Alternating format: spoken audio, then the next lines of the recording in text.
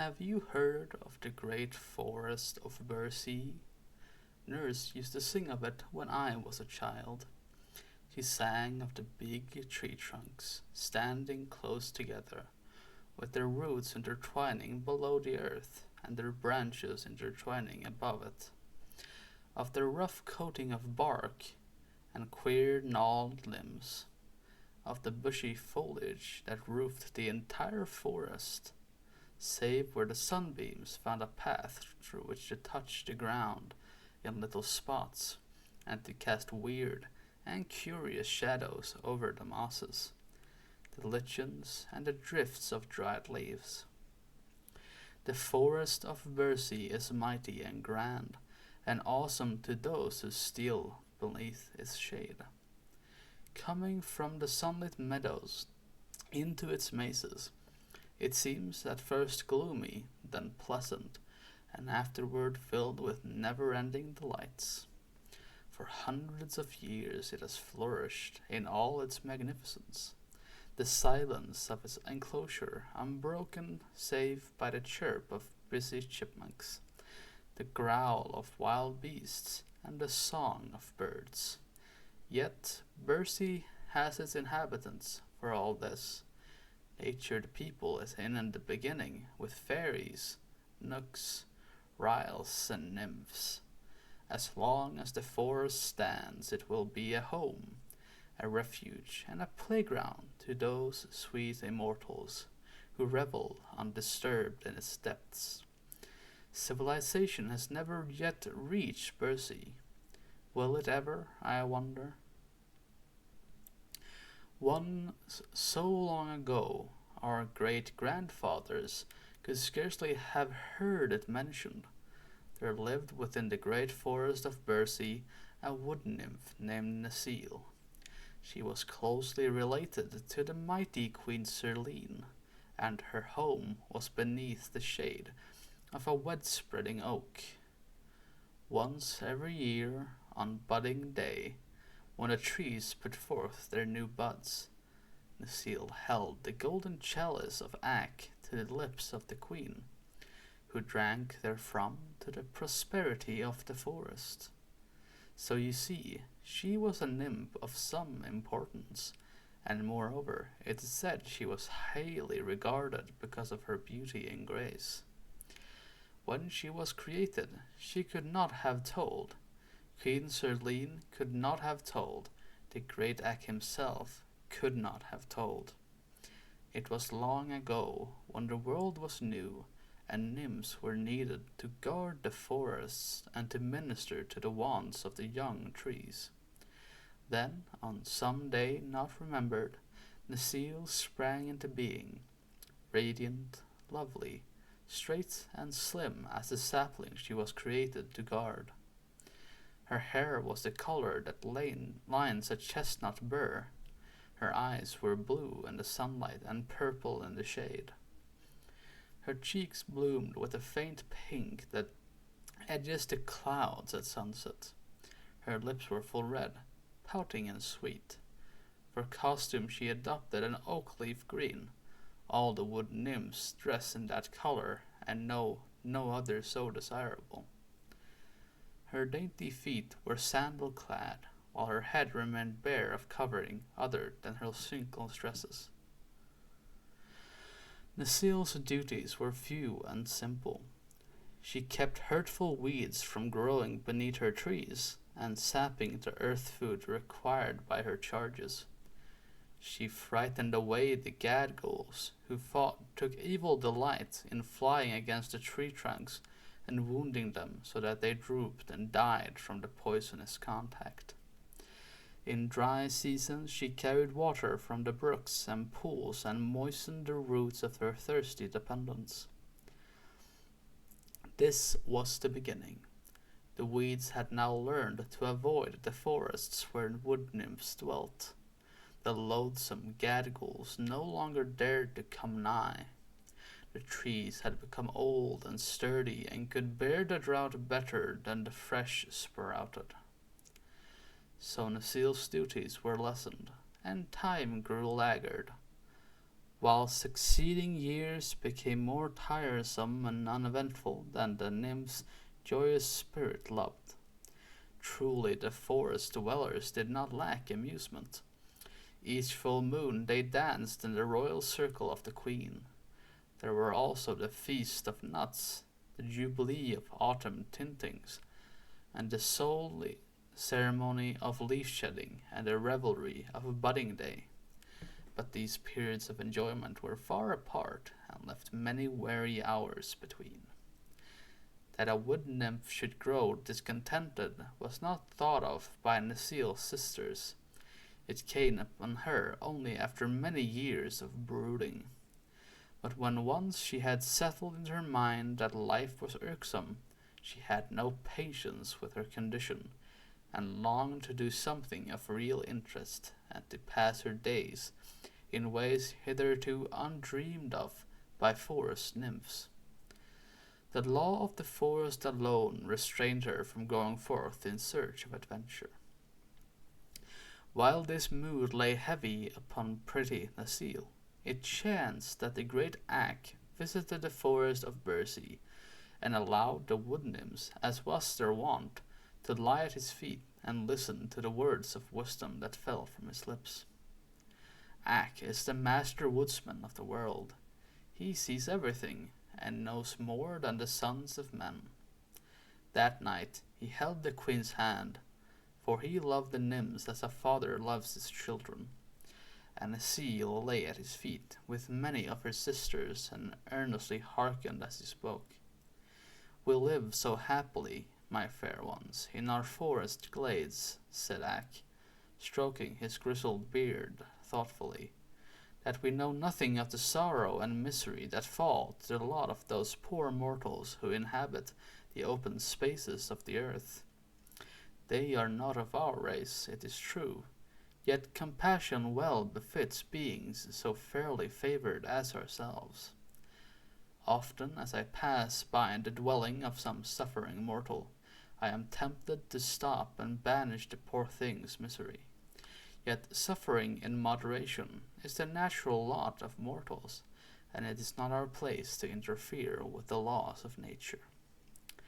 Nevertheless, said the fair queen, nodding her golden head at the master woodsman, it would be a vain guess that Ak has often assisted these hapless mortals.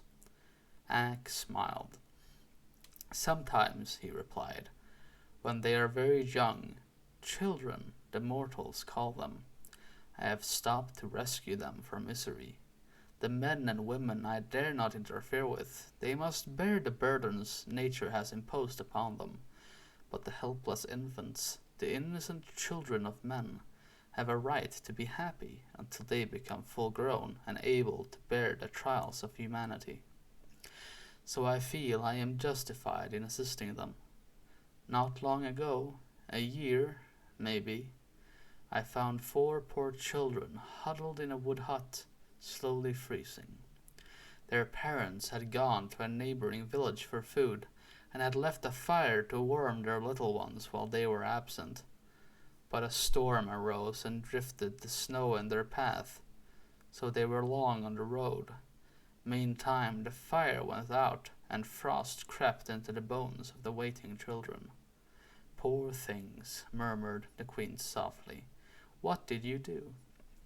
I called Nelko, bidding him fetch wood for my forests, and breathe upon it until the fire blazed again, and warmed the little room where the children lay. Then they ceased shivering, and fell asleep until their parents came.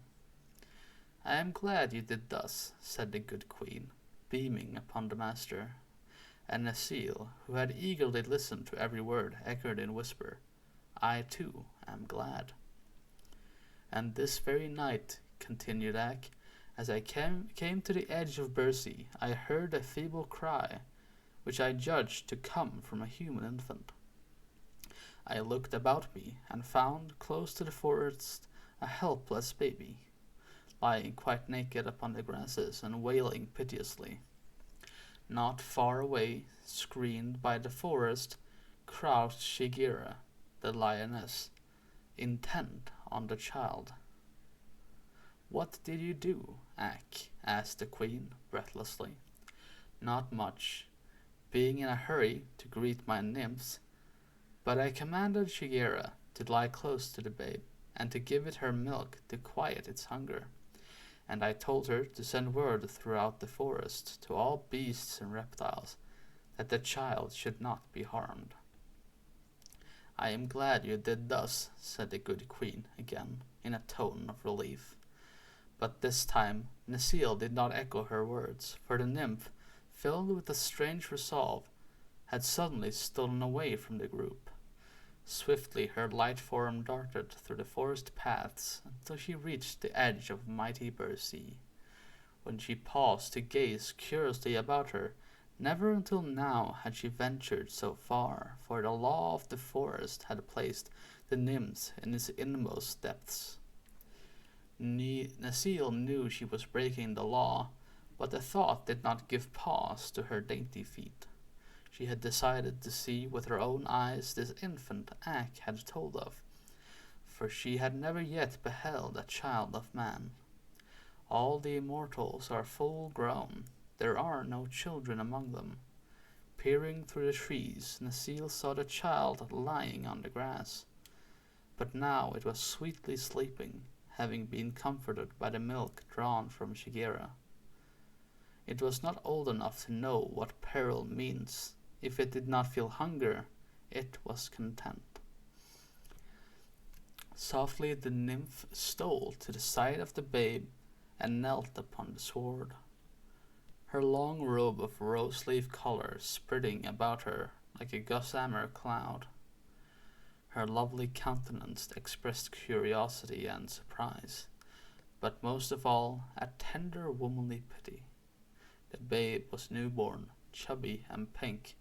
It was entirely helpless. While the nymph gazed, the infant opened its eyes, smiled upon her, and stretched out two dimpled arms. In an instant Necile had caught it to her breast and was hurrying with it through the forest paths. The master woodsman suddenly rose with knitted brows. There is a strange presence in the forest, he declared.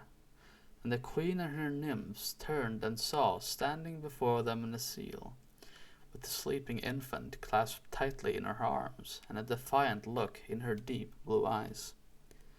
And thus for a moment they remained, the nymphs filled with surprise and consternation, but the brow of the master woodsman gradually clearing as he gazed intently upon the beautiful immortal who had wilfully broken the law. Then the great Ak, to the wonder of all, laid his hands softly on Necile's flowing locks and kissed her on her fair forehead. For the first time within my knowledge, he said gently, a nymph has defied me and my laws. Yet in my heart can I find no word of chiding. What is your desire, Necile? Let me keep the child, she answered, begging to tremble and falling on her knees in supplication. Here in the forest of Birby, where the human race has never yet penetrated? Questioned Ak. Here in the forest of Birby, replied the nymph boldly. It is my home, and I am weary for lack of occupation. Let me care for the babe. See how weak and helpless it is. Surely it cannot harm Birby, nor the master woodsman of the world. But the law, child, the law, cried Ak sternly. The law is made by the master woodsman, returned Necile. If he bids me to care for the babe he himself has saved from death, who in all the world dare oppose me? Queen Sirline, who had not listened intently to this conversation, clapped her pretty hands gleefully at the nymph's answer. You are fairly trapped, O Ak, she exclaimed, laughing. Now I pray you, give heed to Necile's petition. The woodsman, as was his habit when in thought, stroked his grizzled beard slowly. Then he said, She shall keep the babe, and I will give it my protection. But I warn you all that this is the first time I have ever relaxed the law, so it shall be the last time.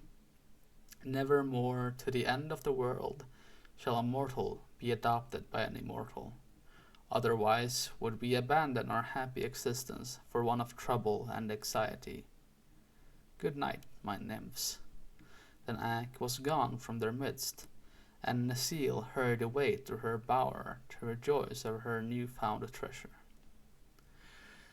Another day found Necile's bower the most popular place in the forest. The nymphs clustered round her and the child that lay sleeping in her lap, with expressions of curiosity and delight. Nor were they wanting in praises for the great Ak's kindness in allowing Necile to keep the babe and to care for it. Even the queen came to peer into the innocent childish face and to hold a helpless chubby fist in her own fair hand. "What shall we name him, Necile?" she asked, smiling. "He must have a name, you know." "Let him be called Claus," answered Necile, "for that means a little one." "Rather let him be called Necklaus," returned the queen, "for that will mean Necile's little one." The nymphs clapped their hands in delight, and Necklaus became the infant's name, although Necile loved best to call him Claus, and in after days many of her sisters followed her example. Necile gathered the softest moss in all the forest for Claus to lie on, and she made his bed in her own bower. Of food the infant had no lack. The nymphs searched the forest for belladers, which grow upon go tree, and when opened are found to be filled with sweetest milk. And the soft-eyed does willingly gave a share of their milk to support the little stranger, while Shigera, the lioness, often crept stealthily into Necile's bower and purred softly as she lay beside the babe and fed it. So the little one flourished and grew big and sturdy day by day, while Necile taught him how to speak and to walk and to play. His thoughts and words were sweet and gentle, for the nymphs knew no evil and their hearts were pure and loving. He became the pet of the forest, for Ak's decree had forbidden beast or reptile to attack him, and he walked fearlessly wherever his will guided him. Presently the news reached other immortals that the nymphs of Birby had adopted a human infant, and that the act had been sanctioned by the great Ak. Therefore many of them came to visit the little stranger, looking upon him with much interest. First the Ryls, who are first cousins to the wood nymphs, although so differently formed. For the Ryls are required to watch over the flowers and plants, as the nymphs watch over the forest trees. They search the wide world for the food required by the roots of the flowering plants, while the brilliant colors possessed by the full-blown flowers are due to the dyes placed in the soil by the Ryls, which are drawn through the little veins in the roots and the bodies of the plants, as they reach maturity. The Ryls are a busy people, for their flowers bloom and fade continually, but they are merry and light-hearted and are very popular with the other immortals. Next came the Knooks, those whose duty it is to watch over the beasts of the world, both gentle and wild. The Knooks have a hard time of it, since many of the beasts are ungovernable and rebel against restraint. But they know how to manage them, after all, and you will find that certain laws of the Knooks are obeyed by even the most ferocious animals. Their anxieties make the Knooks look old and worn and crooked, and their natures are a bit rough from associating with wild creatures continually. Yet they are most useful to humanity and to the world in general, as their laws are the only laws the forest beasts recognize except those of the Wester woodsman. Then there were the fairies, the guardians of mankind, who were much interested in the adoption of Claus, because their own laws forbade them to become familiar with their human charges. There are instances on record where the fairies have shown themselves to human beings and have even conversed with them. But they are supposed to guard the lives of mankind unseen and unknown, and if they favor some people more than others, it is because these have won such distinction fairly, as the fairies are very just and impartial. But the idea of adopting a child of men had never occurred to them, because it was in every way opposed to their laws, so their curiosity was intense to behold the little stranger adopted by Necile and her sister nymphs. Claus looked upon the immortals who thronged around him with fearless eyes and smiling lips. He rode laughingly upon the shoulders of merry Riles, and he mischievously pulled the grey beards of the low-browed Nooks. He rested his curly head confidently upon the dainty bosom of the Fairy Queen herself, and the Riles loved the sound of his laughter.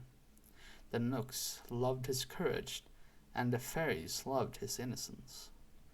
The boy made friends of them all, and learned to know their laws intimately. No forest flower was trampled beneath his feet, lest the friendly Riles should be grieved. He never interfered with the beasts of the forest, lest his friends from the Nooks should become angry. The fairies he loved dearly, but knowing nothing of mankind, he could not understand that he was the only one of his race admitted to friendly intercourse with them. Indeed, Claus came to consider that he alone of all the forest people had no like nor fellow. To him, the forest was the world. He had no idea that millions of toiling, striving human creatures existed, and he was happy and content. The Master Woodsman. Years passed swiftly in Birby, for the nymphs had no need to regard time in any way. Even centuries make no change in the dainty creatures. Ever and ever they remain the same, immortal and unchanging. Claus, however, being a mortal, grew to manhood day by day. Necile was disturbed, presently, to find him too big to lie in her lap, and he had a desire for other food than milk. His stout legs carried him far into Birby's heart, where he gathered supplies of nuts and berries, as well as several sweet and wholesome roots, which suited his stomach better than the Bellader's. He sought Necile's bower less frequently, till finally it became his custom to return thither only to sleep. The nymph, who had come to love him dearly, was puzzled to comprehend the changed nature of her charge, and unconsciously altered her own mode of life to conform to his whims. She followed him readily through the forest paths, as did many of her sister nymphs, explaining as they walked all the mysteries of the gigantic wood and the habits and nature of living things which dwelt beneath its shade. The language of the beasts became clear to little Claus, but he never could understand their sulky and morose tempers. Only the squirrels, the mice, and the rabbits seemed to possess a cheerful and merry nature. Yet would the boy laugh when the panther growled, and stroke the bear's glossy coat while the creature snarled and bared its teeth menacingly. The growls and snarls were not for Claus, he knew well. So what did they matter? He could sing the songs of the bees, recite the poetry of the woodflowers, and relate to the history of every blinking owl in Birby. He helped the Riles to feed their plants, and the Nooks to keep order among the animals. The little immortals regarded him as a privileged person, being especially protected by Queen Serene and her nymphs, and favored by the great Ak himself. One day the Master Woodsman came back to the forest of Birby. He had visited in turn all his forests throughout the world, and there were many and broad. Not until he entered the glade where the queen and her nymphs were assembled to greet him did Ak remember the child he had permitted Necile to adopt. Then he found, sitting familiarly in the circle of lovely immortals, a broad-shouldered, stalwart youth, who, when allowed, stood fully as high at the shoulder of the master himself. Ak paused, silent and frowning, to bend his piercing gaze upon Claus. The clear eyes met his own steadfastly, and the woodsman gave a sigh of relief as he marked their placid depths and read the youth's brave and innocent heart. Nevertheless, as Ak sat beside the fair queen, and the golden chalice, filled with rare nectar, passed from lip to lip, the master woodsman was strangely silent and reserved, and stroked his beard many times with thoughtful motion. With morning he called Claus aside, in kindly fashion, saying, "Bid good-bye for a time to Necile and her sisters, for you shall accompany me on my journey through the world." The venture pleased Claus, who knew well the honor of being the companion of the master woodsman of the world. But Necile wept for the first time in her life, and clung to the boy's neck as if she could not bear to let him go. The nymph who had mothered his sturdy youth was still as dainty, as charming and beautiful as when she had dared to face Ak with the babe clasped to her breast. Nor was her love less great. Ak beheld the two clinging together, seemingly as brother and sister to one another, and again he swore his thoughtful look. Taking Claus to a small clearing in the forest, the master said, "Place your hand upon my girdle and hold fast while we journey through the air. For now shall we encircle the world and look upon the many haunts of those men from whom you are descended." These words gave Claus to marvel, for once now he had thought himself the only one of his kind upon the earth, yet in silence he grasped firmly the girdle of the great Ak, his astonishment forbidding speech. When the vast forest of Birby seemed to fall away from their feet, and the youth found himself passing swiftly through the air at a great height. Ere long there were spires beneath them, while buildings of many shapes and colors met their downward view. It was the city of men, and Ak, pausing to descend, led Claus to its enclosure. "So long as you hold fast to my girdle, you will remain unseen by all mankind, though seeing clearly yourself. To release your grasp will be to separate yourself forever from me and your home in Birby. One of the first laws of the forest is obedience, and Claus had no thought of disobeying the master's wish. He clung fast to the girdle and remained invisible. Thereafter, with each moment passed in the city, the youth's wonder grew. He, who had supposed himself created differently from all others, now found the earth swarming with creatures of his own kind. "Indeed," said Ak, "the immortals are few, but the mortals are many." Claus looked earnestly upon his fellows. There were sad faces, happy and reckless faces, pleasant faces and anxious faces, and kindly faces, all mingled in puzzling disorder. Some worked at tedious tasks, some strutted in impudent conceit, some were thoughtful and grave, while others seemed happy and content. Many of many natures were there, as everywhere, and Claus found much to please him and much to make him sad. But especially he noted the children, first curiously, then eagerly, then lovingly. Ragged little ones rolled in the dust of the streets, playing with scraps and pebbles. Other children, happily dressed, were propped upon cushions and fed with sugar plums. Yet the children of the rich were not happier than those playing with the dust and pebbles, it seemed to Claus. "Childhood is the time of man's greatest content," said Ak, following the youth's thoughts.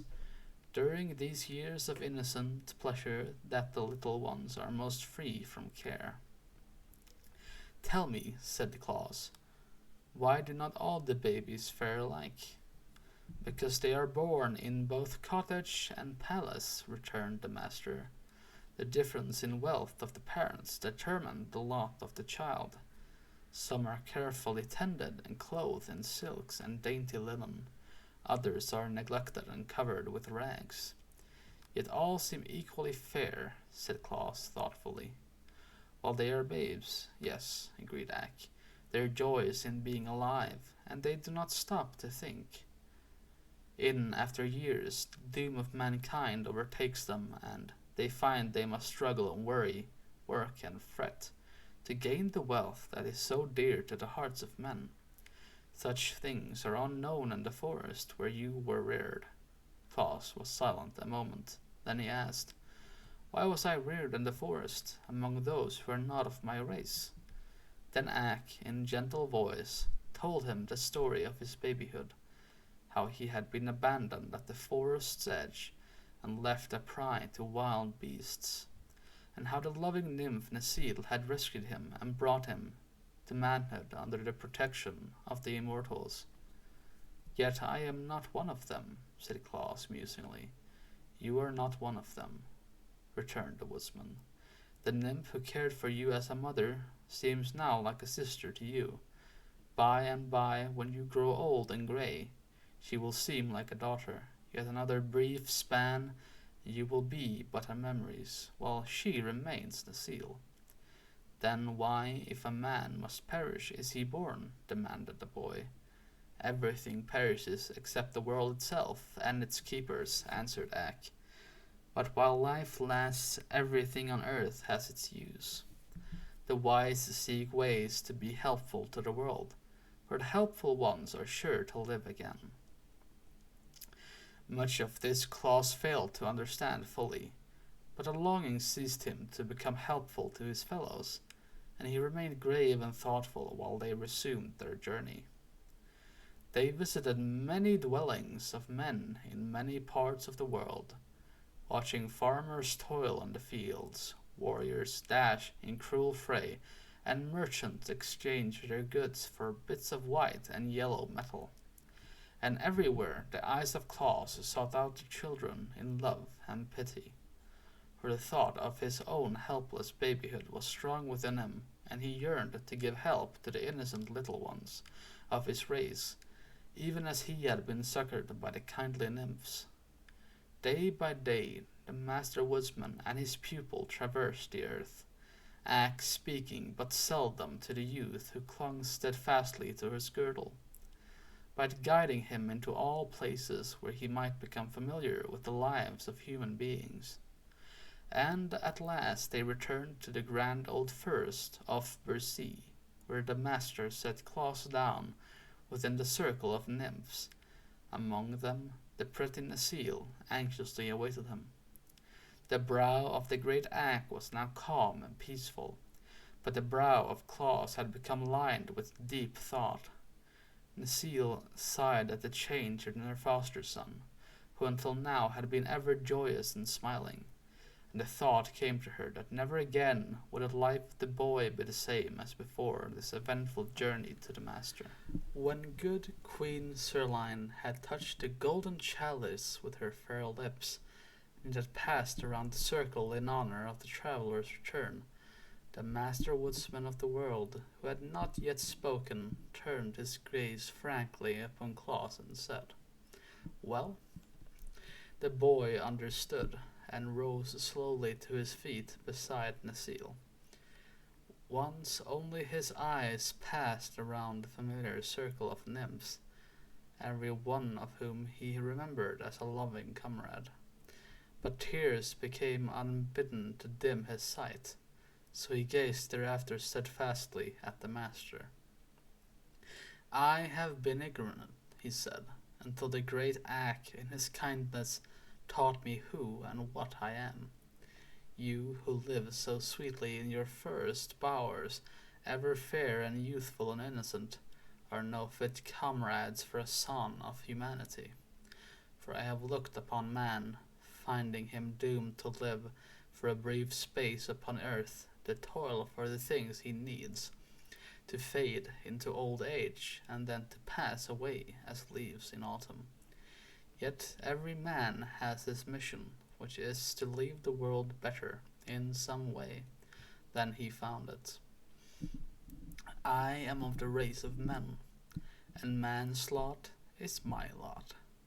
For your tender care for the poor forsaken babe you adopted, as well as for your loving comradeship during my boyhood, my heart will ever overflow with gratitude. My foster mother, here he stopped and kissed Nasile's white forehead, I shall love and cherish while life lasts, but I must leave you and take my part in the endless struggle to which humanity is doomed, and to live my life in my own way. What will you do? Asked the queen gravely. I must devote myself to take care of the children of mankind, and to try to make them happy.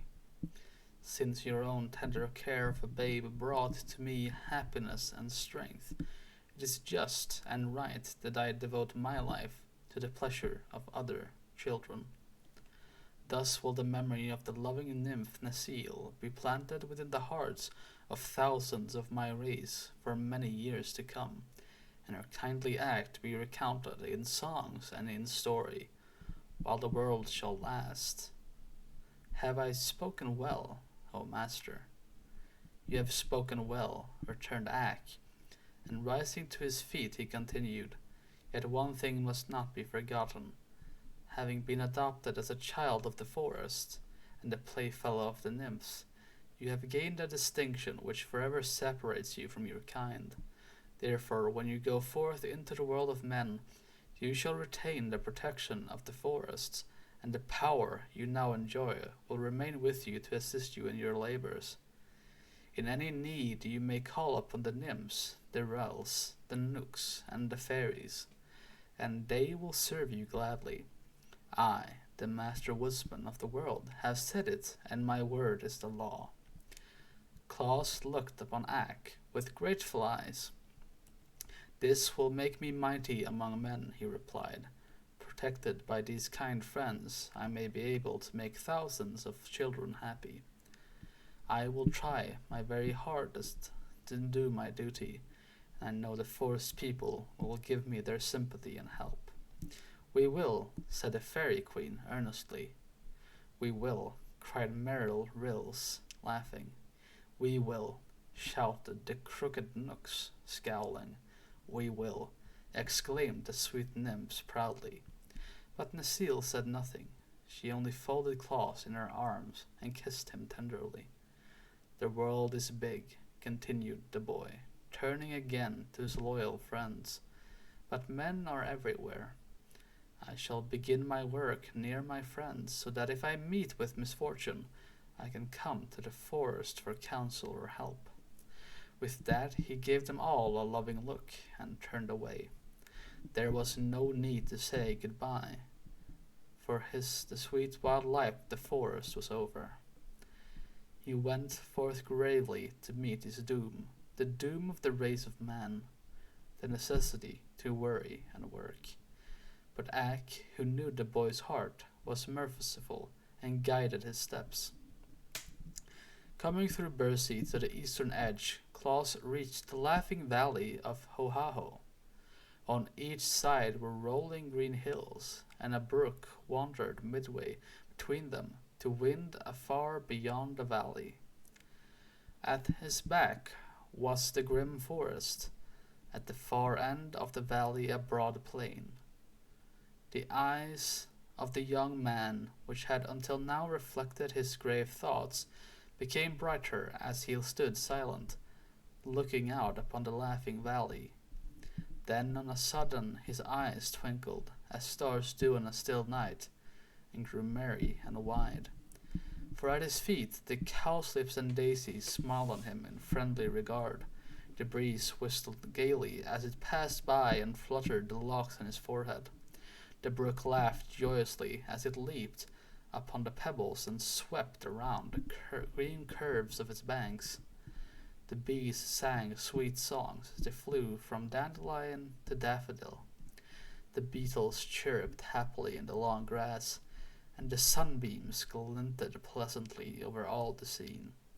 "Here," cried Claus, stretching out his arms as if to embrace the valley, "I will make my home." That was many, many years ago. It has been his home ever since.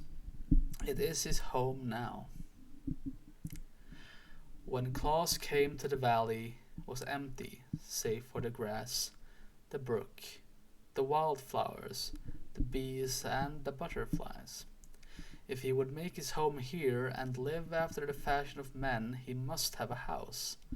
This puzzled him at first, but while he stood smiling in the sunshine, he suddenly found beside him the old Nelko, the servant of the master woodsman. Nelko bore an axe, strong and broad, with a blade that gleamed like burnished silver. This he placed in the young man's hand, then disappeared without a word. Claus understood, and turning to the forest's edge, he selected a number of fallen tree trunks, which he began to clear of their dead branches. He would not cut into a living tree. His life among the nymphs who guarded the forest had taught him that a living tree is sacred, being a created thing endowed with the feeling. But with the dead and fallen trees it was different. They had fulfilled their destiny as active members of the forest community, and now it was fitting that their remains should minister to the needs of man. The axe bit deep into the logs at every stroke. It seemed to have a force of its own, and Claus had but to swing and guide it. When shadows began creeping over the green hills to lie in the valley overnight, the young man had chopped many logs into equal lengths and proper shapes for building a house, such as he had seen the poorer classes of men inhabit.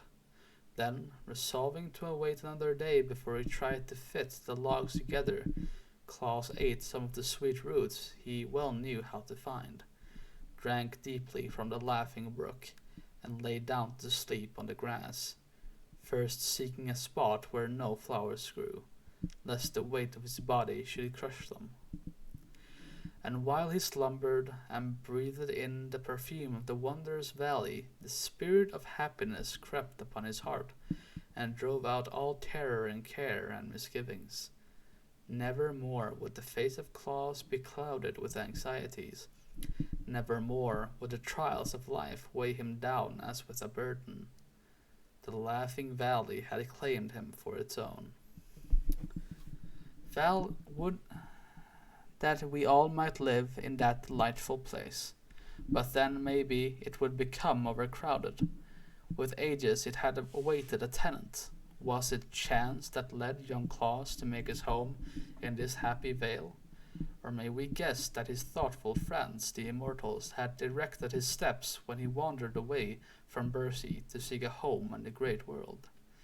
Certain it is that while the moon peered over the hilltop and flooded with its soft beams the body of the sleeping stranger, the laughing valley was filled with the queer crooked shape of friendly nooks.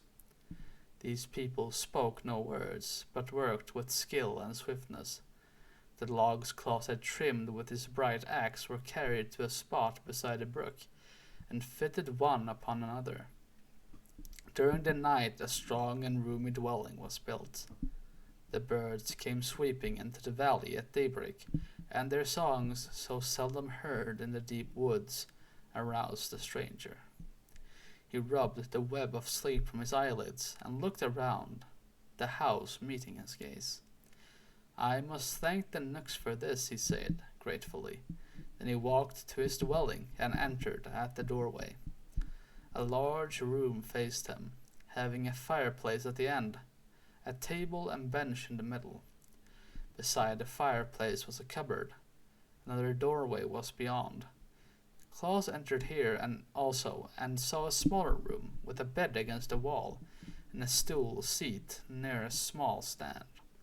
On the bed there were many layers of dried moss brought from the forest. "Indeed, it is a palace," exclaimed the smiling Claus. "I must thank the good Nooks again for their knowledge of man's needs, as well as for their labors in my behalf." He left his new home and a glad feeling that he was not quite alone in the world. Although he had chosen to abandon his forest life, friendships are not easily broken, and the immortals are everywhere. Upon reaching the brook, he drank of the pure water, and then sat down on the bank to laugh at the mischievous gambols of the ripples as he pushed one another against the rocks and crowded desperately to see which should first reach the turn beyond. And as they raced away, he listened to the song they sang. Rushing, pushing, on we go.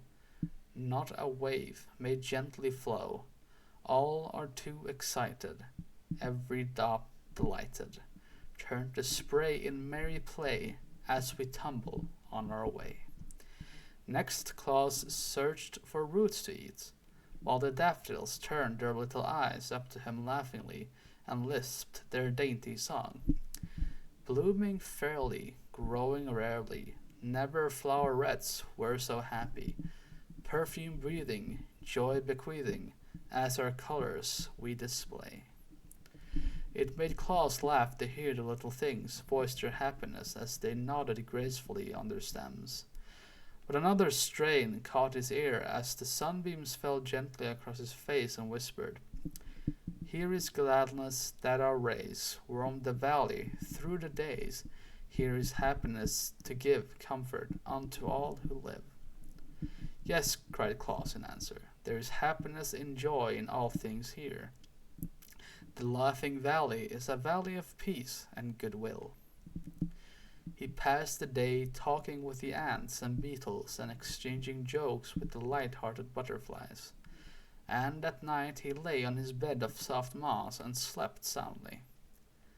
Then came the fairies, merry but noiseless, bringing skillets and pots and dishes and pans and all the tools necessary to prepare food and to comfort a mortal. With these they filled cupboards and fireplace, finally placing a stout suit of wool clothing on the stool by the bedside. When Claus awoke, he rubbed his eyes again and laughed, and spoke aloud his thanks to the fairies and the master woodsman who had sent them. With eager joy he examined all his new possessions and wondered what might be used for. But in the days when he had clung to the girdle of the great axe and visited the cities of men, his eyes had been quick to note all the manners and customs of the race to which he belonged. So he guessed from the gifts brought by the fairies that the master expected him hereafter to live in the fashion of his fellow creatures. Which means that I must plough the earth and plant corn, he reflected, so that when winter comes I shall have garnered food in plenty. But as he stood in the grassy valley, he saw that to turn up the earth and the furrows would destroy hundreds of pretty, helpless flowers, as well as thousands of tender blades of grass. And this he could not bear to do. Therefore he stretched out his arms and uttered a peculiar whistle which he had learned in the forest, afterward crying, Riles of the field flowers, come to me. Instantly a dozen of queer little riles were squatting upon the ground before him, and they nodded to him in cheerful greeting. Claus gazed upon them earnestly. Your brothers of the forest, he said, I have known and loved many years. I shall love you also, when we became friends. To me and the laws of the riles, whether those of the forest or of the field, are sacred. I have never wilfully destroyed one of the flowers you tend so carefully, but I must plant grain to use for food during the cold winter, and how am I to do this without killing the little creatures that sing to me so prettily of their fragrant blossoms? The yellow ryle, who tends the buttercups, made answer, Fret not, friend Claus, the great axe has spoken to us of you. There is better work for you in life than to labor for food, and though, not being of the forest, axe has no command over us, nevertheless are we glad to favor one he loves. Live, therefore, to do the good work you are resolved to undertake. We, the field riles, will attend to your food supplies. After this speech, the riles were no longer to be seen, and Claus drove from his mind the thought of tilling the earth. When next he wandered back to his dwelling, a bowl of fresh milk stood upon the table, bread was in the cupboard, and sweet honey filled a dish beside him. A pretty basket of rosy apples and new plucked grapes was also awaiting him. He called out, "Thanks, my friends," to the invisible Riles, and straightway began to eat the food. Thereafter, when hungry, he had but to look in the cupboard to find goodly supplies brought by the kindly Riles, and nooks cut and stacked, much wood for his fireplace, and the fairies brought him warm blankets and clothing. So began his life in the Laughing Valley, where the favor and friendship of the immortals to minister to his every want. Truly our Claus had wisdom, for his good fortune had strengthened his resolve to befriend the little ones of his own race. He knew his plan was approved by the immortals, else they would not have favored him so greatly. So he began at once to make acquaintance with mankind. He walked through the valley to the plain beyond, and crossed the plain in many directions to reach the abodes of men. There stood singly or in groups of dwellings called villages, and in nearly all the homes, whether big or little, Claus found children. The youngsters soon came to know his merry laughing face and the kind glance of his bright eyes, and the parents, while they regarded the young man with some scorn for loving children more than their elders, were content that the girls and boys had found a playfellow who seemed willing to amuse them. So the children romped and played games with Claus, and the boys rode upon his shoulders, and the girls nestled in his strong arms, and the babies clung fondly to his knees.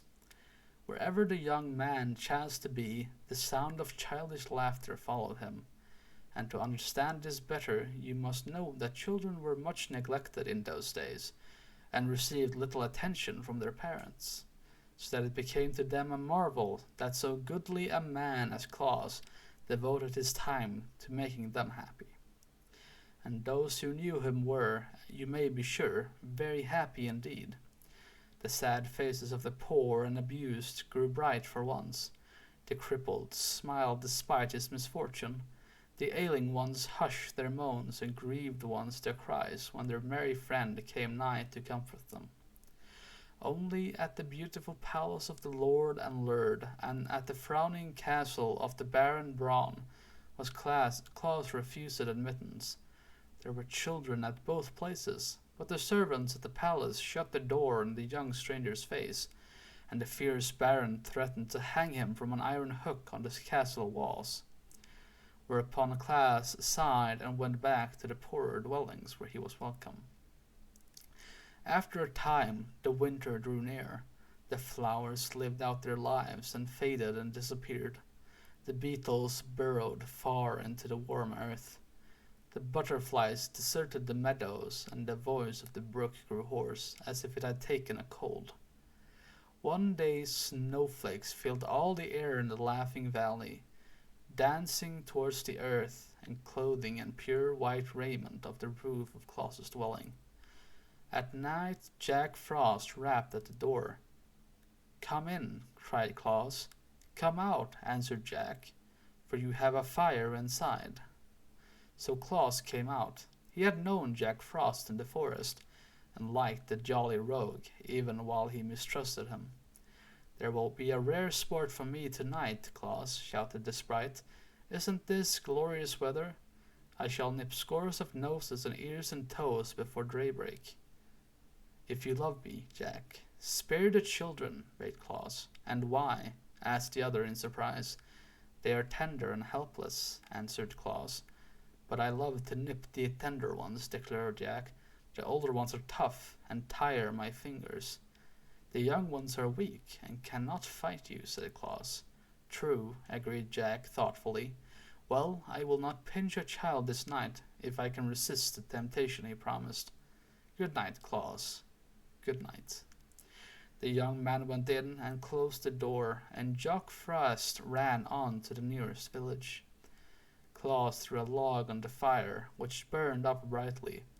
Beside the hearth sat Blinky, a big cat, giving him Peter the Nook.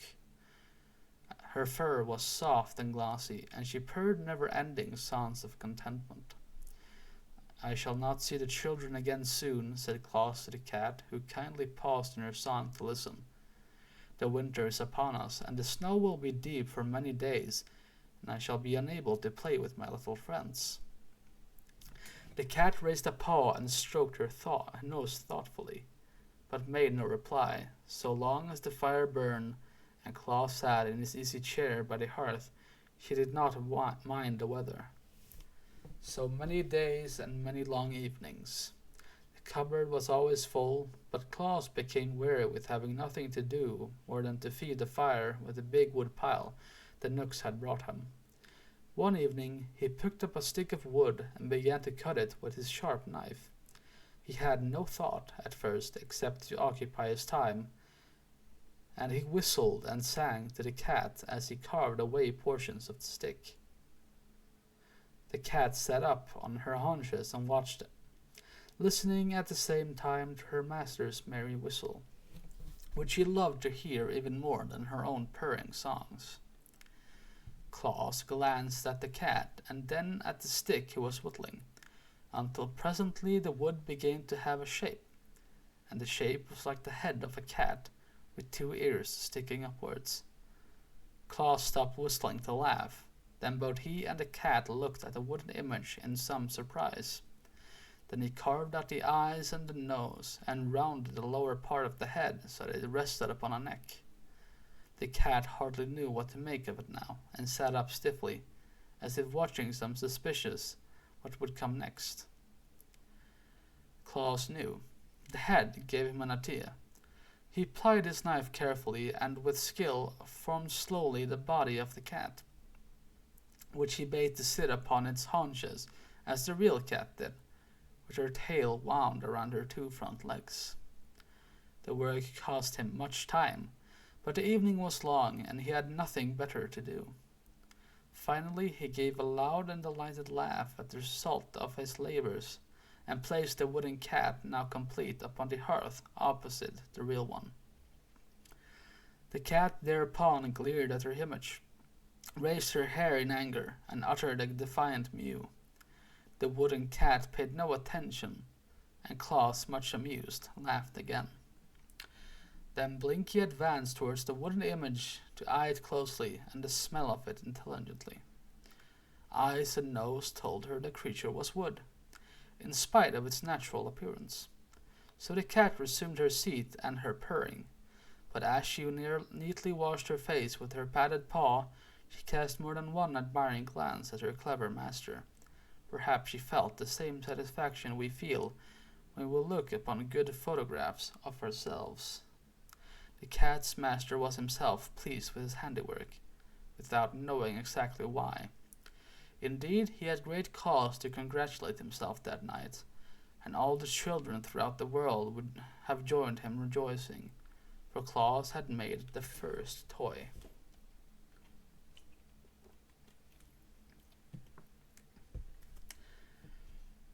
A hush lay on the Laughing Valley now. Snow covered it like a white spread, and pillows of downy flakes drifted before the dwelling where Claus sat feeding the blaze of the fire. The brook gurgled on beneath a heavy sheet of ice, and all living plants and insects nestled close to Mother Earth to keep warm. The face of the moon was hid by dark clouds, and the wind, delighting in the wintry sport, pushed and whirled the snowflakes in so many directions that they could get no chance to fall to the ground. Claus heard the wind whistling and shrieking in its play, and thanked the good Knooks again for his comfortable shelter. Blinky washed her face lazily, and stared at the coals with a look of perfect content. The toy cat sat opposite the real one, and gazed straight ahead, as toy cats should. Suddenly Claus heard a noise that sounded different from the voice of the wind. It was more like a wail of suffering and despair. He stood up and listened, but the wind, growing boisterous, shook the door and rattled the windows to distract his attention. He waited until the wind was tired and still listened. He heard once more the shrill cry of distress. Quickly he drew on his coat and pulled his cap over his eyes and opened the door. The wind dashed in and scattered the embers over the hearth, at the same time blowing Blinky's fur so furiously that she crept under the table to escape. Then the door was closed, and Claus was outside, peering anxiously into the darkness. The wind laughed and scolded and tried to push him over, but he stood firm. The helpless flakes stumbled against his eyes and dimmed his sight, but he rubbed them away and looked again. Snow was everywhere, white and glittering. It covered the earth and filled the air. The cry was not repeated. Claus turned to go back into the house, but the wind caught him unawares and he stumbled and fell across a snowdrift. His hand plunged into the drift and touched something that was not snow. This he seized, and pulling it gently toward him, he found it to be a child. The next moment he had lifted it in his arms and carried it into the house.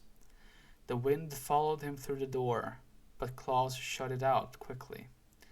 He led the rescued child on the hearth, and brushing away the snow, he discovered it would be Weekum, a little boy who lived in the house beyond the valley.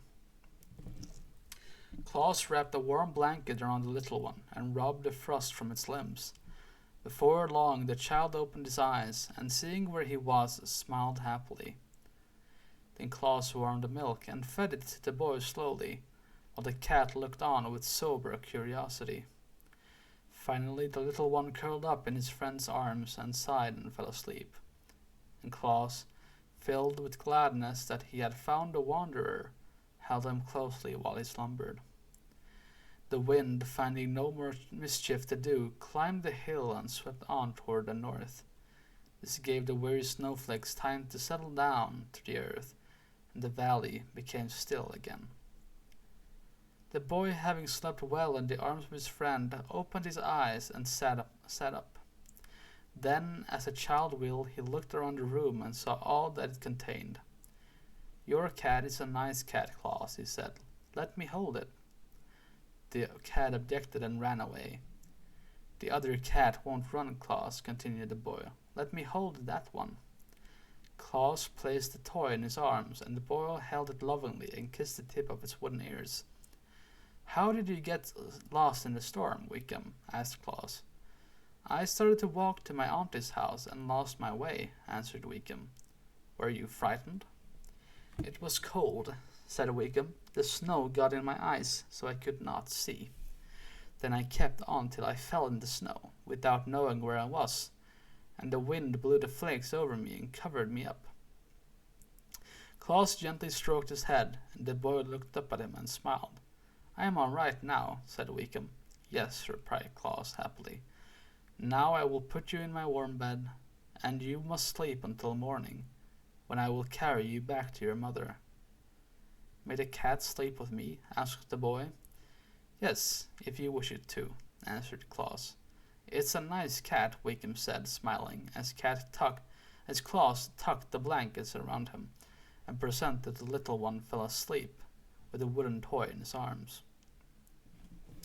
When morning came, the sun claimed the Laughing Valley and flooded it with his rays, so Claus prepared to take the lost child back to its mother. "May I keep the cat, Claus?" asked Weekum. "It's nicer than the real cats. It doesn't run away, or scratch, or bite. May I keep it?" "Yes, indeed," answered Claus, pleased that the toy he had made would give the pleasure to the child.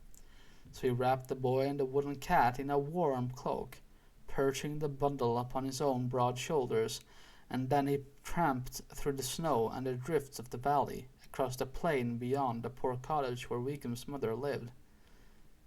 "See, Mamma," cried the boy as soon as they entered, "I've got a cat." The good woman wept tears of joy over the rescue of her darling, and thanked Claus many times for his kind act. So he carried a warm and happy heart back to his home in the valley. The night he said to the cat, "I believe the children will love the wooden cats almost as well as the real ones. They can't hurt them by pulling their tails and ears. I'll make another." So this was the beginning of his great work. The next cat was better than the first. While Claus sat whittling it out, the yellow Ryl came in to make him a visit, and so pleased was he with the man's skill that he ran away and brought several of his fellows. There sat the red ryle, the black ryle, the green ryle, and the blue ryle, and the yellow ryle in a circle on the floor, while Claus whittled and whittled, and the wooden cat grew into shape. It could be made the same color as the real cat. No one would know the difference, said the yellow ryle thoughtfully. The little ones, maybe, would not know the difference, replied Claus, pleased with the idea. I will bring you some of the red that I color my roses and tulips with, cried the red ryle, and then you make the cat's lips and tongues red. I will bring some of the green that I color my grasses and leaves with, said the green ryle, and then you can color the cat's eyes green. Then they will need a bit of yellow also, remarked the yellow ryle. I must fetch some of the yellow that I use to color my buttercups and goldenrods with. The real cat is black, said the black ryle. I will bring him some of the black that I use to color the eyes of my pansies with. And then you can paint your wooden cat black. I see you have a blue ribbon around Blinky's neck, added the blue ryle. I will get some of the color that I use to paint the bluebells and forget-me-nots with. Then you can carve a wooden ribbon on the toy cat's neck and paint it blue. So the ryles disappeared, and by the time Claus had finished carving out the form of the cat, they were all back with the paints and brushes. They made Blinky sit upon the table, that Claus might paint the toy cat just the right color.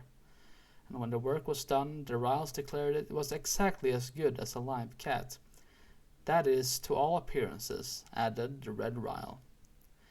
Blinky seemed a little offended by the attention bestowed upon the toy, and she might not seem to approve the imitation cat. She walked to the corner of the hearth and sat down with a dignified air. But Claus was delighted, and as soon as the morning came, he started out and tramped through the snow, across the valley and the plain, until he came to a village. There, in a poor hut near the walls of the beautiful palace of the Lord and Lord, a little girl lay upon a wretched cot, moaning with pain. Claus approached the child and kissed her and comforted her. Then he drew the toy cat from beneath his cloak, where he had hidden it, and placed it in his arms. Ah, how he felt himself repaid for his labor and his long walk when he saw the little one's eyes grow bright with pressure. She hugged the kitty tight to her breast as if it had been a precious gem, and would not let it go for a single moment. The fever was quieted, the pain grew less, and she fell into a sweet and refreshing sleep. Claus laughed and whistled and sang all the way home. Never had he been so happy as on that day. When he entered his house, he found Shigera, the lioness, awaiting him. Since his babyhood, Shigera had loved Claus, and while he dwelt in the forest, she had often come to visit him at Nesile's bower. After Claus had gone to live in the Laughing Valley, Shigera became lonely and ill at ease, and now she had braved the snowdrifts, with all lions abhor, to see him once more. Shigera was getting old, and her teeth was beginning to fall out, while the hairs that tipped her ears and tail had changed from tawny yellow to white. Claus found her lying on his hearth, and he put his arms around the neck of the lioness and hugged her lovingly. The cat had retired into the far corner. She did not care to associate with Shigera. Claus told his old friend about the cats he had made and how much pleasure they had given Weekum and the sick girl. Shigera did not know much about children. Indeed, she had met a child she could scarcely be trusted not to devour it.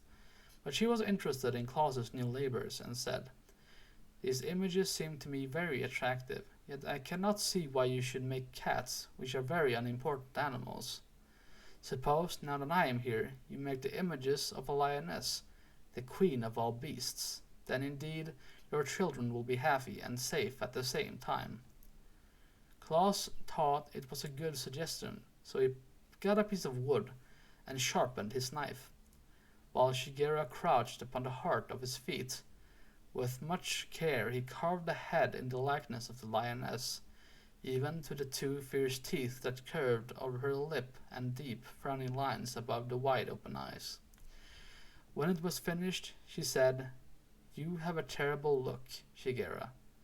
Then the image is like me. she answered, for I am indeed terrible to all who are not my friends.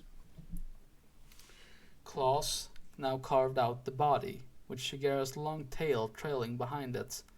The image of the crouching lioness was very lifelike. It pleases me, said Shigeru, yawning and stretching her body gracefully. Now I will watch while you paint. He brought the paints the Riles had given him from the cupboard and colored the image to resemble the real Shigeru. The lioness placed her big padded paws upon the edge of the table and raised herself while she carefully examined the toy that was in her likeness. You are indeed skillful, she said proudly. The children will like that better than cats, I'm sure. Then snarling at Blinky, who arched her back in terror and whined fearfully, she walked away towards her forest home with stately strides. The winter was over now, and all the Laughing Valley was filled with joyous excitement. The brook was so happy at being free once again that it gurgled more boisterously than ever and dashed so recklessly against the rocks that it sent showers and spray high in the air.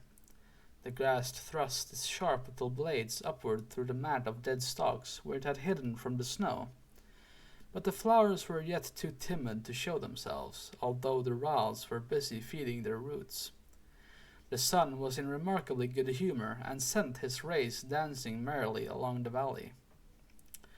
Claus was eating his dinner one day when he heard a timid knock on his door. Come in, he called. No one entered, but after a pause came another rapping. Claus jumped up and threw open the door. Before him stood a small girl, holding a smaller brother fast by the hand. Is you Claus? She asked shyly.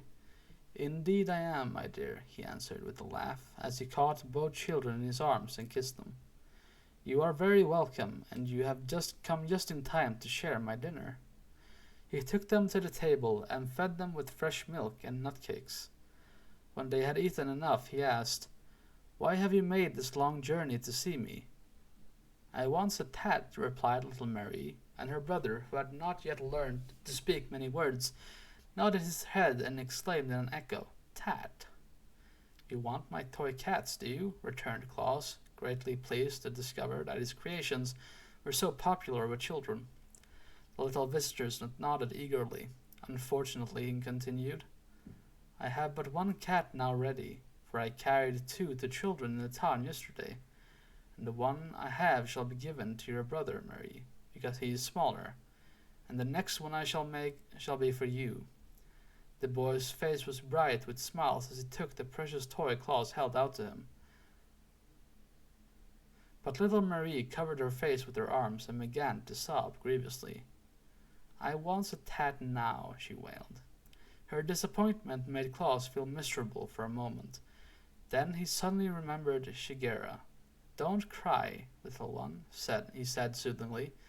I have a toy much nicer than a cat, and you shall have that. He went to the cupboard and drew out the image of the lioness, which he placed on the table before Marie.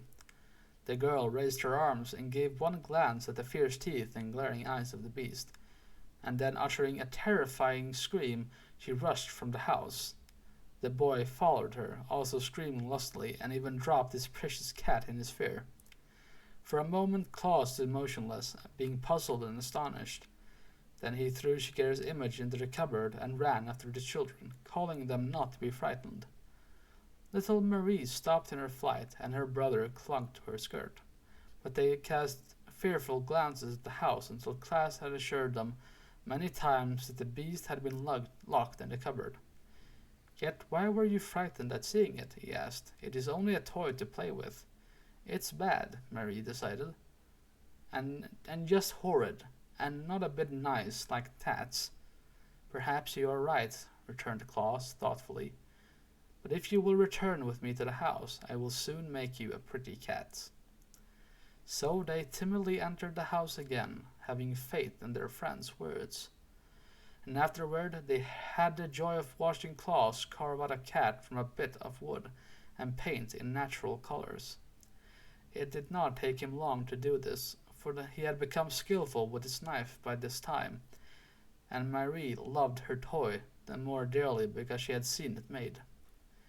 After his little visitors had trotted away from their journey homeward, Claus sat long in deep thought, and then he decided that such fierce creatures as his friend the lioness would never do as models from which to fashion his toys. There must be nothing to frighten the dear children, he reflected, and while I know Shigeru well, and am not afraid of her, it is but natural that children should look upon her image with terror. Hereafter, I will choose such mild-mannered animals as squirrels and rabbits and deer, lambkins from which to carve my toys.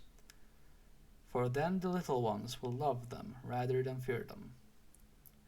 He began his work that very day, and before bedtime had made a wooden rabbit and a lamb. They were not quite so lifelike as the cats had been, because they were formed from memory, while Blinky had sat very still for Claus to look at while he worked. But the new toys pleased the children nevertheless, and the fame of Claus' playthings spread quickly to every cottage on the plain and in the village. He always carried his gifts to the sick and crippled children, but those who were strong enough walked to the house in the valleys to ask for them, so a little path that was soon worn from the plain to the door of the toymaker's cottage. First came the children who had been playmates of Claus, before he began to make toys. These, you may be sure, were well supplied. Then the children who lived further away heard of the wonderful images and made journeys to the valley to secure them. All little ones were welcome, and never a one went away empty-handed. This demand for his handiwork kept Claus busily occupied, but he was quite happy in knowing that the pleasure he gave to so many of the dear children. His friends, the immortals, were pleased with his success and supported him bravely. The Knooks selected for him clear pieces of soft wood, that his knife might not be blunted in cutting them. The Ryls kept him supplied with paints of all colors and brushes fashioned from the tips of timothy grasses. The fairies discovered that the workmen needed saws and chisels and hammer and nails, as well as knives, and brought him a goodly array of such tools. Claus turned to his living room into the most wonderful workshop. He built a bench before the window and arranged his tools and paints so that he could reach everything as he sat on his stool, and he finished toys after toy. To the happy hearts of the little children, he found himself growing so happy that he could not refrain from singing and laughing and whistling all day long. "It's because I live in the Laughing Valley, where everything else laughs," said Claus. But this was not the reason. One day, as Claus sat before his door to enjoy the sunshine while he busily carved the head and horns of a toy deer, he looked up and discovered a glittering cavalcade of horsemen approaching through the valley. When they drew nearer, he saw that the band consisted of a score of men-at-arms, clad in bright armor and bearing in their hands spears and battle-axes. In front of these rode little Bessie Blithesome, the pretty daughter of that proud lord of Lurd who had once driven Claus from his palace. Her palfrey was pure white, its bridle was covered with glittering gems, and its saddle draped with cloth of gold, richly embroidered. The soldiers were sent to protect her from harm while she journeyed. Claus was surprised, but he continued to whittle and to sing until the cavalcade drew up before him. Then the little girl leaned over the neck of her palfrey and said, "Please, Mr. Claus, I want a toy."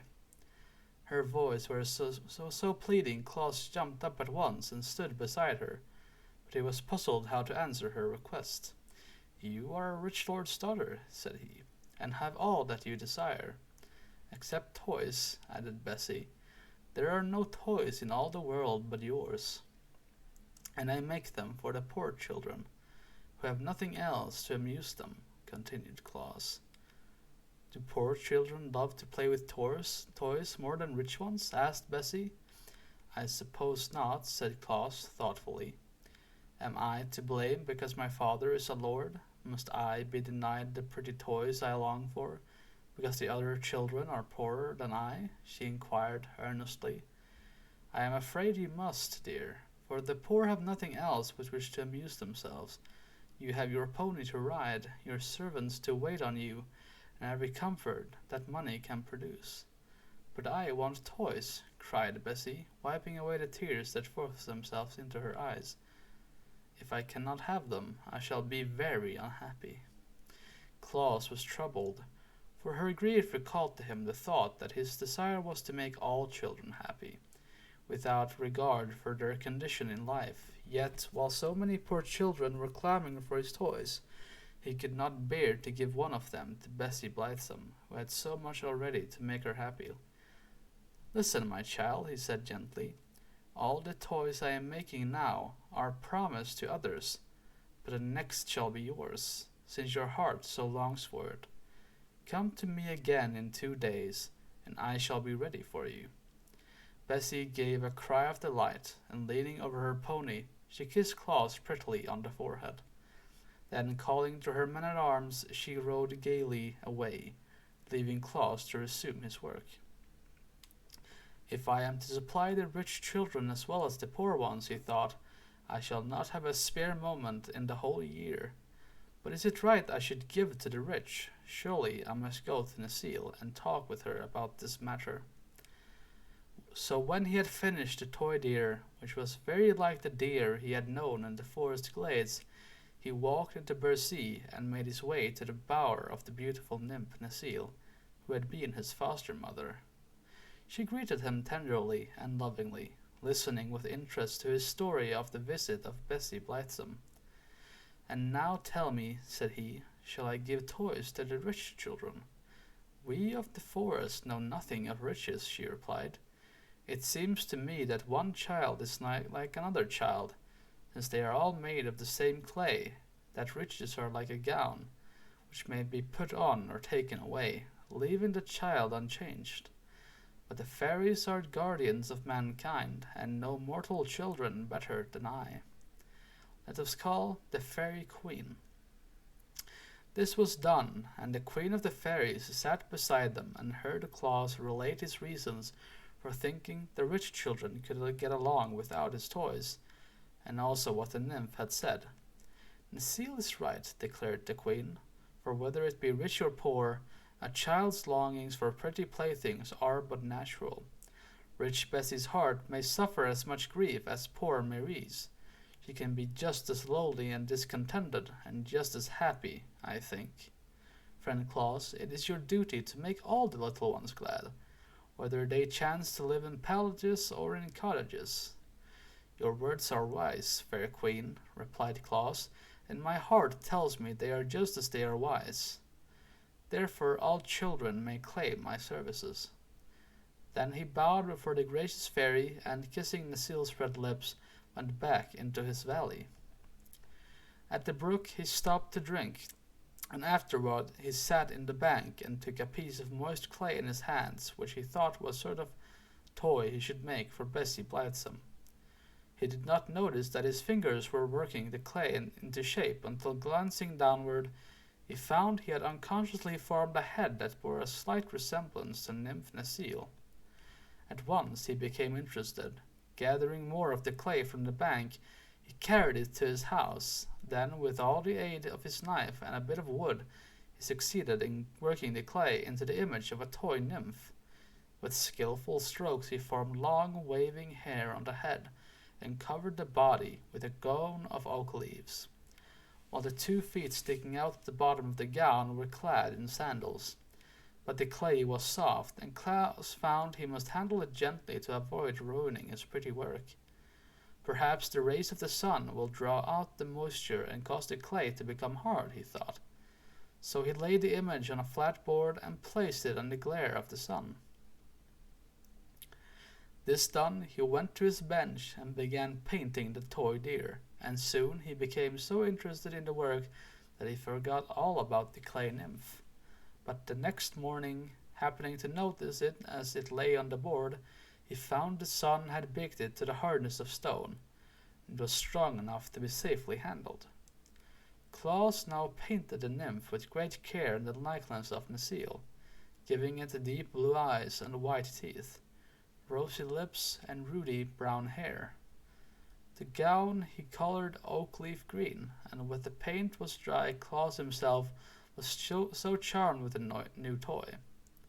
Of course, it was not nearly so lovely as the real Necile, but considering the material of which it was made, Claus thought it was very beautiful. When Bessie, riding upon her white palfrey, came to his dwelling the next day, Claus presented her with a new toy. The little girl's eyes were brighter than ever as he examined the pretty images, and she loved it at once, and held it close to her breast as a mother does to her child. "What is it called, Claus?" she asked. Now Claus knew that nymphs did not like to be spoken of by mortals, so he could not tell Bessie it was an image of Necile he had given her. But as it was a new toy, he searched his mind for a new name to call it by. The first word that he thought of he decided to do very well. "It is called a dolly, my dear," he said to Bessie. "I shall call it the dolly, my baby," returned Bessie, kissing it fondly, "and I shall tend to it and care for it just as a nurse cares for me. Thank you very much, Claus. Your gift has made me happier than I ever have been before." Then she rode away, hugging the toy in her arms, and Claus, seeing her delight, thought he would make another dolly, better and more natural than the first. He brought more clay from the brook, and remembering that Bessie had called the dolly her baby, he resolved to form this one into a baby's image. That was no difficult task to the clever workman. And soon the baby dolly was laying on the board, placed in the sun to dry. Then, with the clay that was left, he began to make the image of Bessie Blithesome herself. This was not so easy, for he found he could not make the silken robe of the Lord's daughter out of the common clay. So he called the fairies to his aid, and asked them to bring him the colored silk with which to make a real dress for the clay image. The fairies set off at once on their errand, and before nightfall they returned with a generous supply of silks and laces and golden threads. Claus now became impatient to complete his new dolly, and instead of waiting for the next day's sun, he placed the clay image upon his hearth and covered it with the glowing coals. By morning he drew the dolly from the ashes, and it had baked as hard as if it had been lain a full day in the sun. Now our Claus became a dressmaker as well as a toy maker. He cut the lavender silk, and nearly sewed it into a beautiful gown that fitted the new dolly, and he put a lace collar on its neck, and pink silk shoes on its feet. The natural color of the baked clay is a light gray, but Claus painted the face to resemble the color of flesh, and he gave the dolly Bessie Brown's eyes, golden hair, and rosy cheeks. It was nearly as beautiful a thing to look upon, sure to bring joy to some childish heart. While Claus was admiring it, he heard a knock at his door, and little Marie entered. Her face was sad, and her eyes red with continued weeping. "Why, what has grieved you, my dear?" asked Claus, taking the child in his arms. "I've broken my tat," sobbed Mary. "How?" he inquired, his eyes twinkling. "I dropped him, and broke off his tail, and then I dropped him and broke off his ear, and now him's all spoilt." Claus laughed. "Never mind, Marie dear. How would you like this new dolly instead of a cat?" Marie looked at the silk-robed dolly, and her eyes grew bright with astonishment. "Oh, Claus," she cried, clapping her hands together with rapture, "can I have the beautiful lady?" "Do you like it?" he asked. "I love it," said she. "It's better than cats." "Then take it, dear, and be careful not to break it." Marie took the dolly with a joy that was almost reverent, and her face dimpled with smiles as she started along the path home. I must now tell you something about the Aguas, that terrible race of creatures which has caused our good Claus so much trouble and nearly succeeded in robbing the children of the world of their earliest and best friend. I do not like to mention the Aguas, but they are a part of this history and cannot be ignored. They were neither mortal nor immortal, but stood midway between those classes of beings. The Aguas were invisible to ordinary people, but not to immortals. They could pass swiftly through the air, from one part of the world to another, and had the power of influencing the minds of human beings to their wicked will. They were a gigantic stature and had coarse, scowling countenances, which showed plainly their hatred of all mankind. They possessed no consciousness, however, and delighted only in evil deeds. Their homes were in rock and mountainous places, from whence they sallied forth to accomplish their wicked purposes. The one of their number that could think of the most horrible deed for them to do was always elected the King Agua, and all the race obeyed his orders. Sometimes these creatures lived to become 100 years old, but usually they fought so fiercely amongst themselves that many were destroyed in combat, and when they died, that was the end of them. Mortals were powerless to harm them, and immortals shuddered when the Aguas were mentioned, and always avoided them. So they flourished for many years, unopposed, and accomplished much evil. I am glad to assure you that these vile creatures have long since perished, and passed from the earth. But in the days when Claus was making his first toys, they were a numerous and powerful tribe. One of the principal sports of the Aguas was to inspire angry passions in the hearts of little children, so that they quarreled and fought with one another. They would tempt boys to eat of unripe fruit, and then delight in the pain they would suffer. They urged little girls to disobey their parents, and then would laugh when the children were punished. I do not know what causes a child to be naughty in these days, but when the Aguas were on earth, naughty children were usually under their influence. Now, when Claus began to make children happy, he kept them out of the power of the Aguas, for children possessing such lovely playthings as he gave them had no wish to disobey the evil thoughts the Aguas tried to thrust into their minds.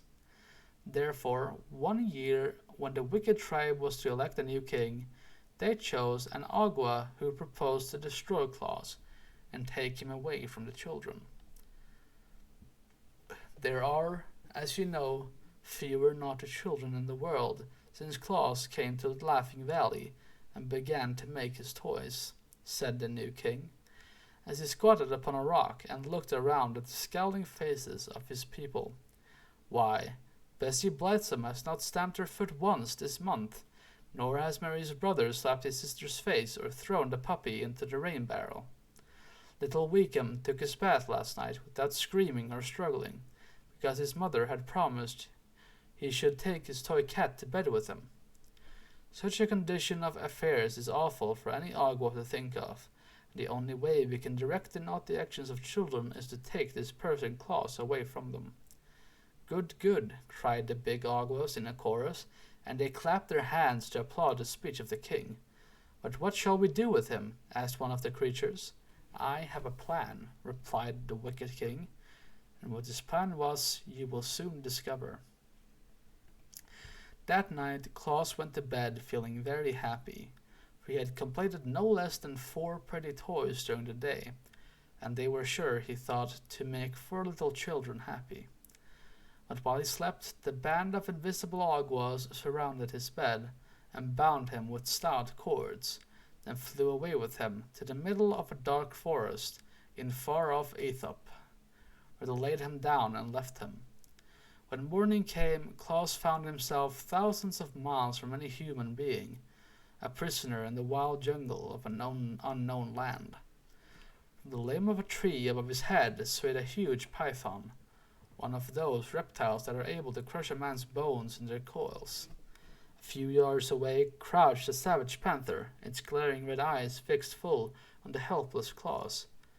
One of the monstrosity's spotted spiders whose sting is death crept stealthily toward him over the matted leaves, while shriveled and turned back at his very touch.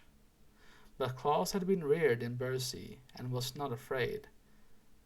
Come to me, ye nooks of the forest, he cried, and gave the low, peculiar whistle that the nooks know. The panther, which was about to spring upon his victim, turned and slunk away, The python swung itself onto the tree and disappeared among the leaves. The spider stopped short in its advance and hid beneath a rotting log. Claus had no time to notice them, for he was surrounded by a band of harsh-featured nooks, more crooked and deformed in appearance than any he had ever seen. "Who are you that call on us?" demanded one in a gruff voice. "The friend of your brothers in Birby," answered Claus. "I have been brought here by my enemies, the Awgwas, and left to perish miserably. Yet now I implore your help to release me and send me home again." "Have you the sign?" asked another. "Yes," said Claus. They cut his bonds, and with his free arms he made the secret sign of the Nooks. Instantly they assisted him to stand upon his feet, and they brought him food and drink to strengthen him. "Our brothers of Birby make queer friends," grumbled an ancient Nook, whose flowing beard was pure white. "But he who knows our secret sign and signal is entitled to our help, whoever he may be. Close your eyes, stranger, and we will conduct you to your home. Where shall we seek it?" "This in the Laughing Valley," answered Claus, shutting his eyes. "There is but one Laughing Valley in the known world, so we cannot go astray," remarked the Nook. As he spoke, the sound of his voice seemed to die away, so Claus opened his eyes to see what caused the change. To his astonishment, he found himself seated on the bench by his own door, with the Laughing Valley spread out before him. That day he visited the wood nymphs and related his adventure to Queen Serline and Necile. "The Awgwas have become your enemies," said the lovely queen, thoughtfully, "so we must do all we can to protect you from their power." "It was cowardly to bind him while he slept," remarked Necile, with indignation. "The evil ones are ever cowardly," answered Serline, "but our friend's slumber shall not be disturbed again." The queen herself came to the dwelling of Claus that evening, and placed her seal on every door and window to keep out the Awgwas. And under the seal of Queen Serline was placed the seal of the fairies, and the seal of the Ryls, and the seal of the Nooks, that the charm might become more powerful. And Claus carried his toys to the children again, and made many more of the little ones happy. You may guess how angry the King Awgwa and his fierce band were when it was known to them that Claus had escaped from the forest of Aethop. They raged madly for a whole week, and then held another meeting among the rocks. "It is useless to carry him where the Nooks reign," said the king, "for he has their protection. So let us cast him into a cave of our own mountains, where he will surely perish." This was promptly agreed to, and the wicked band set out that night to seize Claus. But they found his dwelling guarded by the seals of the immortals, and were obliged to go away baffled and disappointed. "Never mind," said the king, "he does not sleep always." Next day, as Claus travelled to the village across the plain, where he intended to present a toy squirrel to a lame boy, he was suddenly set upon by the Awgwas, who seized him and carried him away to the mountains. They thrust him within a deep cavern, and rolled many huge rocks against the entrance to prevent his escape. Deprived thus of light and food, and with little air to breathe, our Claus was indeed in a pitiful plight. But he spoke the mystic words of the fairies, which always command their friendly aid, and they came to his rescue and transported him to the Laughing Valley in the twinkling of an eye. As the Awgwas discovered they might not destroy one who has earned the friendship of the immortals, so the evil band sought other means of keeping Claus from bringing happiness to children, and so making them obedient. Whenever Claus set out to carry his toys to the little ones, an Awgwa, who had been set to watch his movements, sprang upon him and snatched the toys from his grasp, and the children were no more disappointed than Claus when he obliged to return home disconsolate. Still he persevered, and made many toys for his little friends, and started with them for the village. And always the Awgwas robbed him as soon as he had left the valley. They threw the stolen playthings into one of their lonely caverns, and quite a heap of toys accumulated before Claus became discouraged and gave up all attempts to leave the valley. Then children began coming to him, since they found he did not go to them. But the wicked Aguas flew around them and caused their steps to stray and paths to become crooked, so never a little one could find a way into the Laughing Valley. Lonely days now fell upon Claus, for he was denied the pleasure of bringing happiness to the children whom he had learned to love. Yet he bore up bravely, for he thought surely the time would come when the Aguas would abandon their evil designs to injure him. He devoted all his hours to toy-making, and when one plaything had been completed, he stood it on a shelf he had built for that purpose. When the shelf became filled with rows of toys, he made another one, and filled that also, so that in time he had many shelves full with beautiful toys, representing horses, dogs, cats, elephants, lambs, rabbit, and deer, as well as pretty dolls of all sizes and balls of marbles of baked clay, painted in friendly colors. Often as he glanced at this array of childish treasure, the heart of good old Claus became sad. So greatly did he long to carry the toys of these children, and at last, because he could bear it no longer, he ventured to go to the great Ak, to whom he told the story of his persecution by the Aguas, and begged the master woodsman to assist him. Ak listened gravely to the recital of Claus, stroking his beard, while with slow, graceful motion that beckoned deep thought. He nodded approvingly when Claus told him how the Nooks and Fairies had saved him from death, and frowned when he heard how the Aguas had stolen the children's toys. At last he said, "From the beginning I have approved the work you are doing among the children of men, and it annoys me that your good deeds should be thwarted by the Aguas. We immortals have no connection to whatever this evil creature who has attacked you. Always have we avoided them, and they in turn have hitherto taken care not to cross our pathway. But in this matter I found they have interfered with one of our friends, and I will ask them to abandon their persecution, as you are under our protection." Claus thanked the master woodsman most gratefully, and returned to his valley, while Ak, who never delayed carrying out his promises, at once traveled to the mountains of the Aguas. There, standing on the bare rocks, he called on the king and his people to appear. Instantly the place was filled with throngs of the scowling Aguas, and their king, perching himself on a point of rock, demanded fiercely, "Who dare to call on us?" "It is I, the master woodsman of the world," responded Ak. "Here are no forests for you to claim," cried the king angrily. "We owe no allegiance to you, nor to any mortal."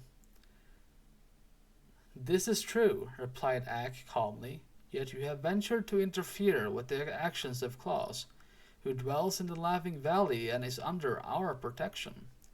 Many of the Aguas began muttering at this speech, and their king turned threateningly on the master woodsman.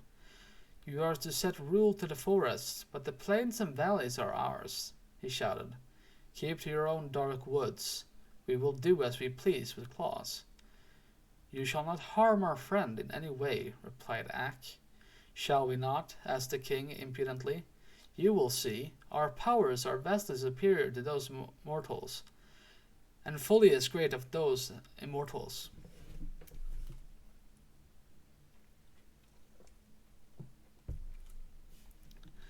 "It is your conceit that misleads you," said Ak sternly. "You are a transient race, passing from life into nothingness. We, who live forever, pity but despise you. On earth you are scorned by all, and in heaven you have no place. Even the mortals, after their earth life, enter another existence for all time, and so are your superiors. How dare you, who are neither mortal nor immortal, refuse to obey my wish?" The Aguas sprang to their feet with menacing gestures, but their king motioned them back. "Never before," he cried to Ak, while his voice trembled with rage, "has an immortal declared himself the master of the Aguas. Never shall an immortal venture to interfere with our actions again, for we will avenge your scornful words by killing your friend Claus within 3 days. Nor you nor all the immortals can save him from our wrath. We defy your powers. Begone, Master Woodsman of the world. In the country of the Aguas you have no place.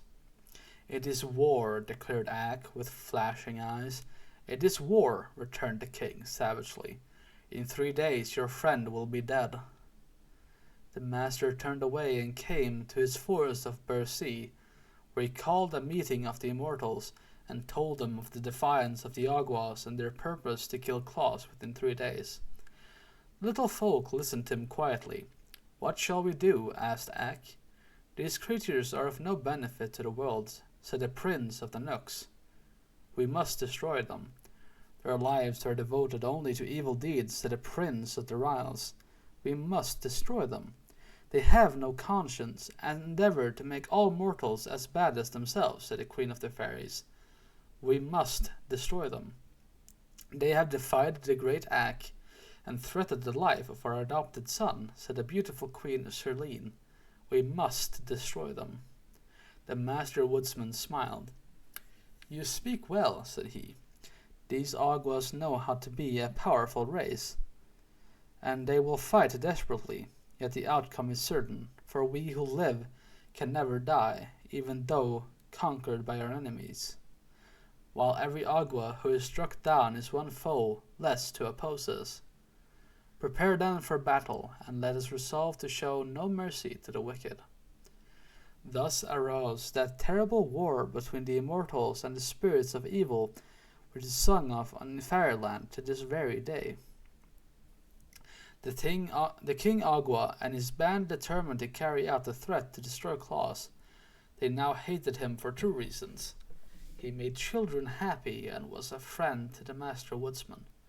But since Ak's visit, they had reason to fear the opposition of the immortals, and they dreaded defeat. So the king sent swift messengers to all parts of the world to summon every evil creature to his aid. And on the 3rd day after the declaration of a mighty war, an army was at the command of the King Agua. There were 300 Asiatic dragons breathing fire that consumed everything it touched. These hated mankind and all good spirits. And there were the 3-eyed giants of Tetri, a host in themselves, who liked nothing better than to fight. And then next came the black demons from Petalonia, with great spreading wings like those of a bat, which swept terror and misery through the world as they beat upon the air. And joined to these were the Goosel goblins, with long talons as sharp as swords, with which they clawed the flesh from their foes. Finally, every mountain Agua in the world had come to participate in the great battle with the immortals. The King Agua looked around at his vast army, and his heart beat high with wicked pride, for he believed he would surely triumph over his gentle enemies, who had never before been known to fight. But the Master Woodsman had not been idle. None of his people were used to warfare, yet now that they were called upon to face the hosts of evil, they willingly prepared for the fray. Ak had commanded them to assemble in the Laughing Valley, where Claus, ignorant of the terrible battle that was to be waged on his account, was quietly making his toys. Soon the entire valley, from hill to hill, was filled with little immortals. The Master Woodsman stood first, bearing a gleaming axe that shone like burnished silver. Next came the Riles, armed with sharp thorns and bramble bushes. Next the Nooks, bearing the spears they used when they were forced to prod their savage beasts into submission. The fairies, dressed in white gauze with rainbow-hued wings, bore golden wands, and the wood nymphs, in their uniforms of oak-leaf green, carried switches from ash trees as weapons. Loud laughed the Agua king when he beheld the size and the arms of his foes. To be sure, the mighty axe of the woodsman was to be dreaded, but the sweet-faced nymphs and pretty fairies, the gentle Riles and crooked Nooks, were such harmless folk that he almost felt shame at having called such a terrible host to oppose them. Since these fools dare fight, he said to the leader of the Tartary giants, I will overwhelm them with our evil powers. To begin the battle, he poised a great stone in his left hand and cast it full against the sturdy form of the master woodsman, who turned it aside with his axe. Then rushed the three-eyed giants of Tartary upon the Knooks, and the goosel goblins upon the Ryls, and the fire-breathing dragons upon the sweet fairies. Because the nymphs were Axon people, the band of Aguas sought them out, thinking to overcome them with ease. But it is the law that while evil, unopposed, may accomplish terrible deeds, the powers of good can never be overthrown when opposed to evil. Well had it been before the King Agua had he known the law. His ignorance cost him his existence, for one flash of the axe, borne by the master woodsman of the world, left the wicked king in twain, and rid the earth of the vilest creature it contained. Greatly marveled the Tartary giants when the spears of the little Knooks pierced their thick walls of flesh, and sent them reeling to the ground with howls of agony. Woe came upon the sharp-taloned goblins when the horns of the Ryls reached their savage hearts and left their lifeblood sprinkle all the plain. And afterward, from every drop a thistle grew. The dragons paused, astonished before the fairy wands, from whence rushed a power that caused their fiery breaths to flow back on themselves, so that they shriveled away and died. As for the Aguas, they had scant time to realize how they were destroyed, for the asses switches of the nymphs bore a charm unknown to any Agua, and turned their foes into clods of earth at the slightest touch. When Ak leaned against his gleaming axe and turned to look over the field of battle, he saw the few giants who were able to run disappearing over the distant hills on their return to Tartary. The goblins had perished every one, as had the terrible dragons, while all that remained of the wicked Aguas was a great number of earthen hillocks dotting the plain. And now the immortals melted from the valley like dew at sunrise, to resume their duties in the forest, while Ak walked slowly and thoughtfully to the house of Claus and entered. "You have many toys ready for the children," said the woodsman, "and now you may carry them across the plain to the dwellings and the villages without fear." "Will not the Aguas harm me?" asked Claus eagerly. "The Aguas," said Ak, "have perished. Now I will gladly have done with wicked spirits and with fighting and bloodshed. It was not from choice that I told of the Aguas and their allies, not their great battle with the immortals. They were part of this history, and could not be avoided." There were happy days for Claus when he carried his accumulation of toys to the children who had awaited them so long. During his imprisonment in the valley, he had been so industrious that all his shelves were filled with playthings, and after quickly supplying the little ones living nearby, he saw he must now extend his travels to wider fields. Remembering the time he had journeyed with Ak through all the world, he knew children were everywhere, and he longed to make as many as possible happy with his gifts. So he loaded a great sack with all kinds of toys, slung it upon his back that he might carry it more easily, and started off on a longer trip than he had yet undertaken. Wherever he showed his merry face, in hamlet or in farmhouse, he received a cordial welcome, for his fame had spread into far lands.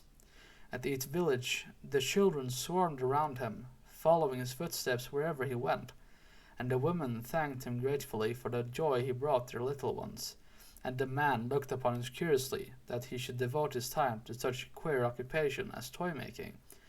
But every one smiled on him and gave him kindly words, and Claus felt amply repaid for his long journey. When the sack was empty, he went back again to the Laughing Valley and once more filled it to the brim. This time he followed another road into a different part of the country, and carried happiness to many children who never before had owned a toy or guessed that such a delightful plaything existed. After a third journey, so far away that Claus was many days walking the distance, the store of toys became exhausted, and without delay he set about making a fresh supply. From seeing so many children and studying their tastes, he had acquired several new ideas for toys. The dollies were, he had found, the most delightful of all playthings for babies and little girls, and often those who could not say dolly would call for a doll in their sweet baby talk.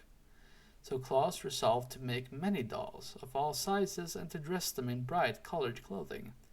The older boys and even some of the girls loved the images of animals, so he still made cats and elephants and horses.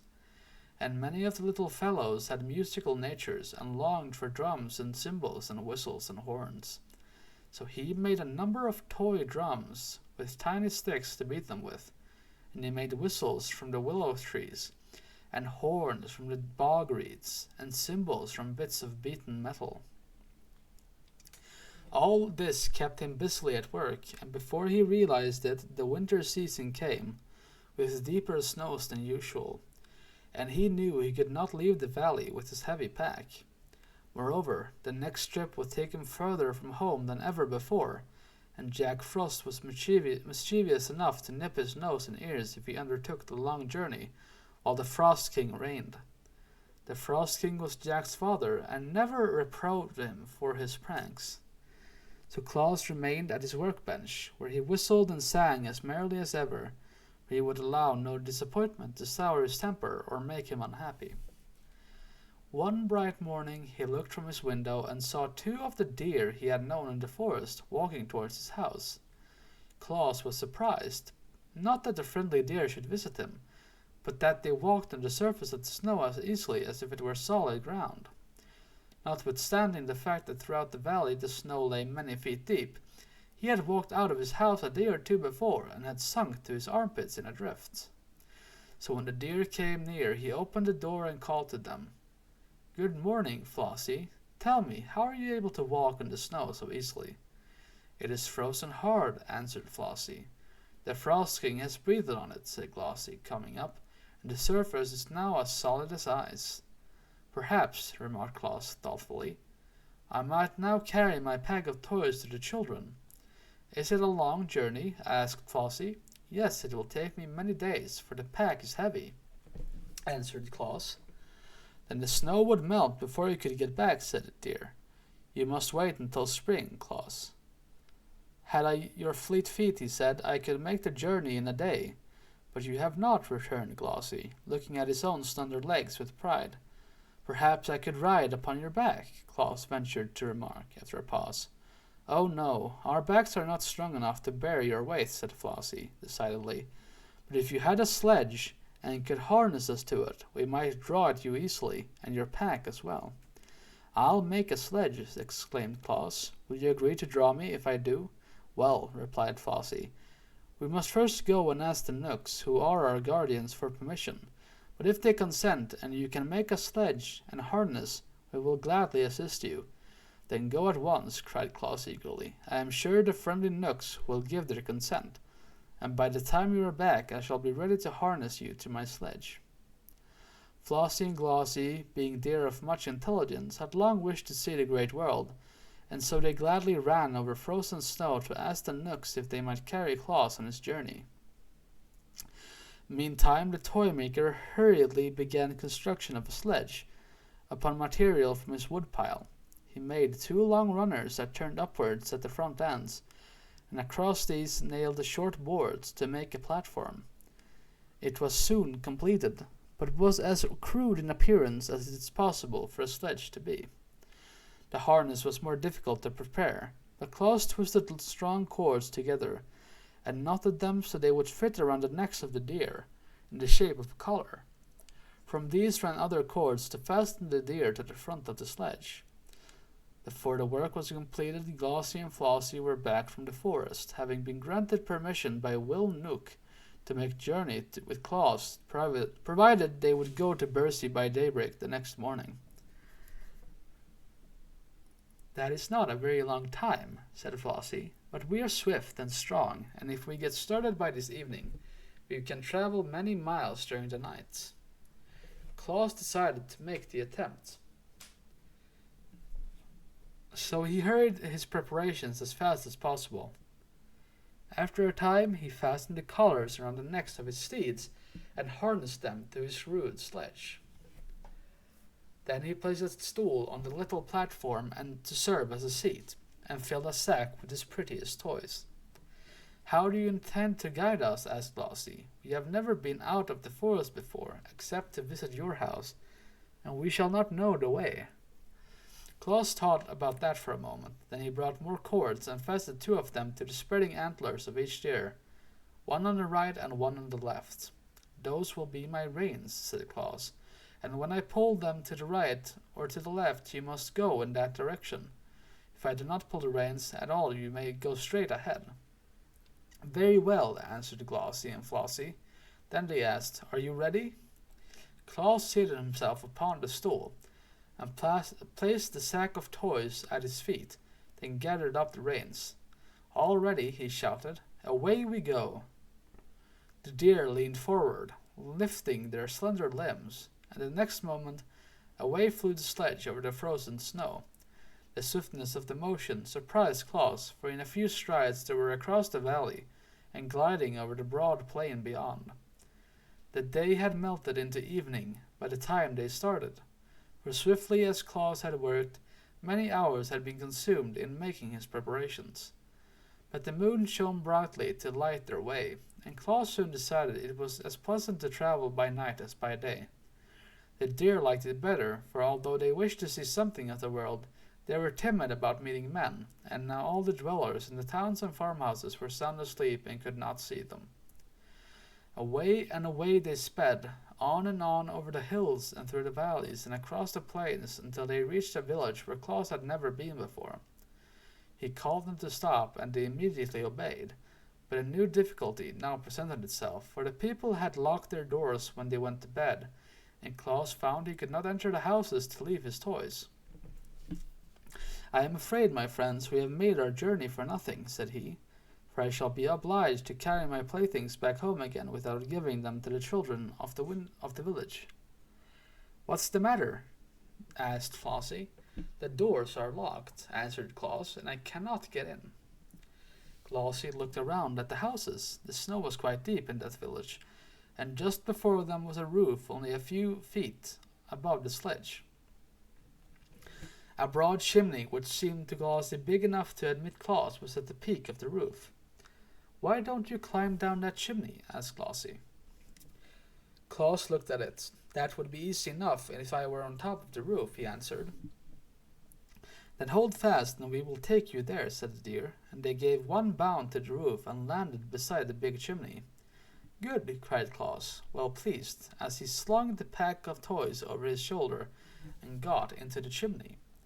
There was plenty of soot on the bricks, but he did not mind that, and by placing his hands and knees against the sides, he crept downward until he had reached the fireplace.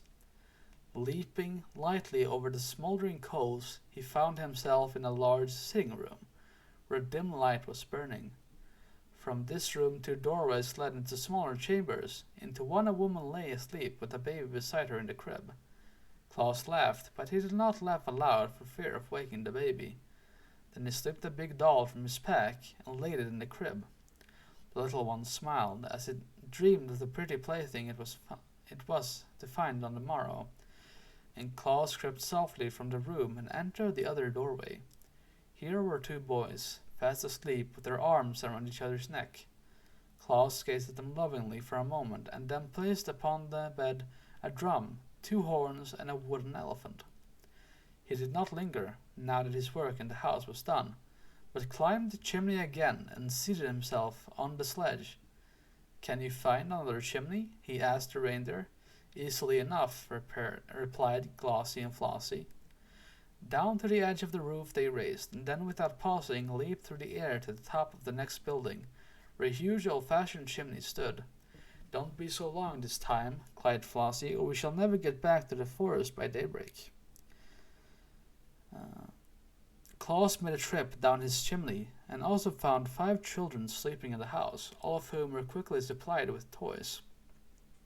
Then he returned to the deer and sprang to the next roof. But on descending the chimney, Claus found no children there at all. That was not often the case in this village. However, so he lost less time than you might suppose in visiting the dreary homes where there were no little ones.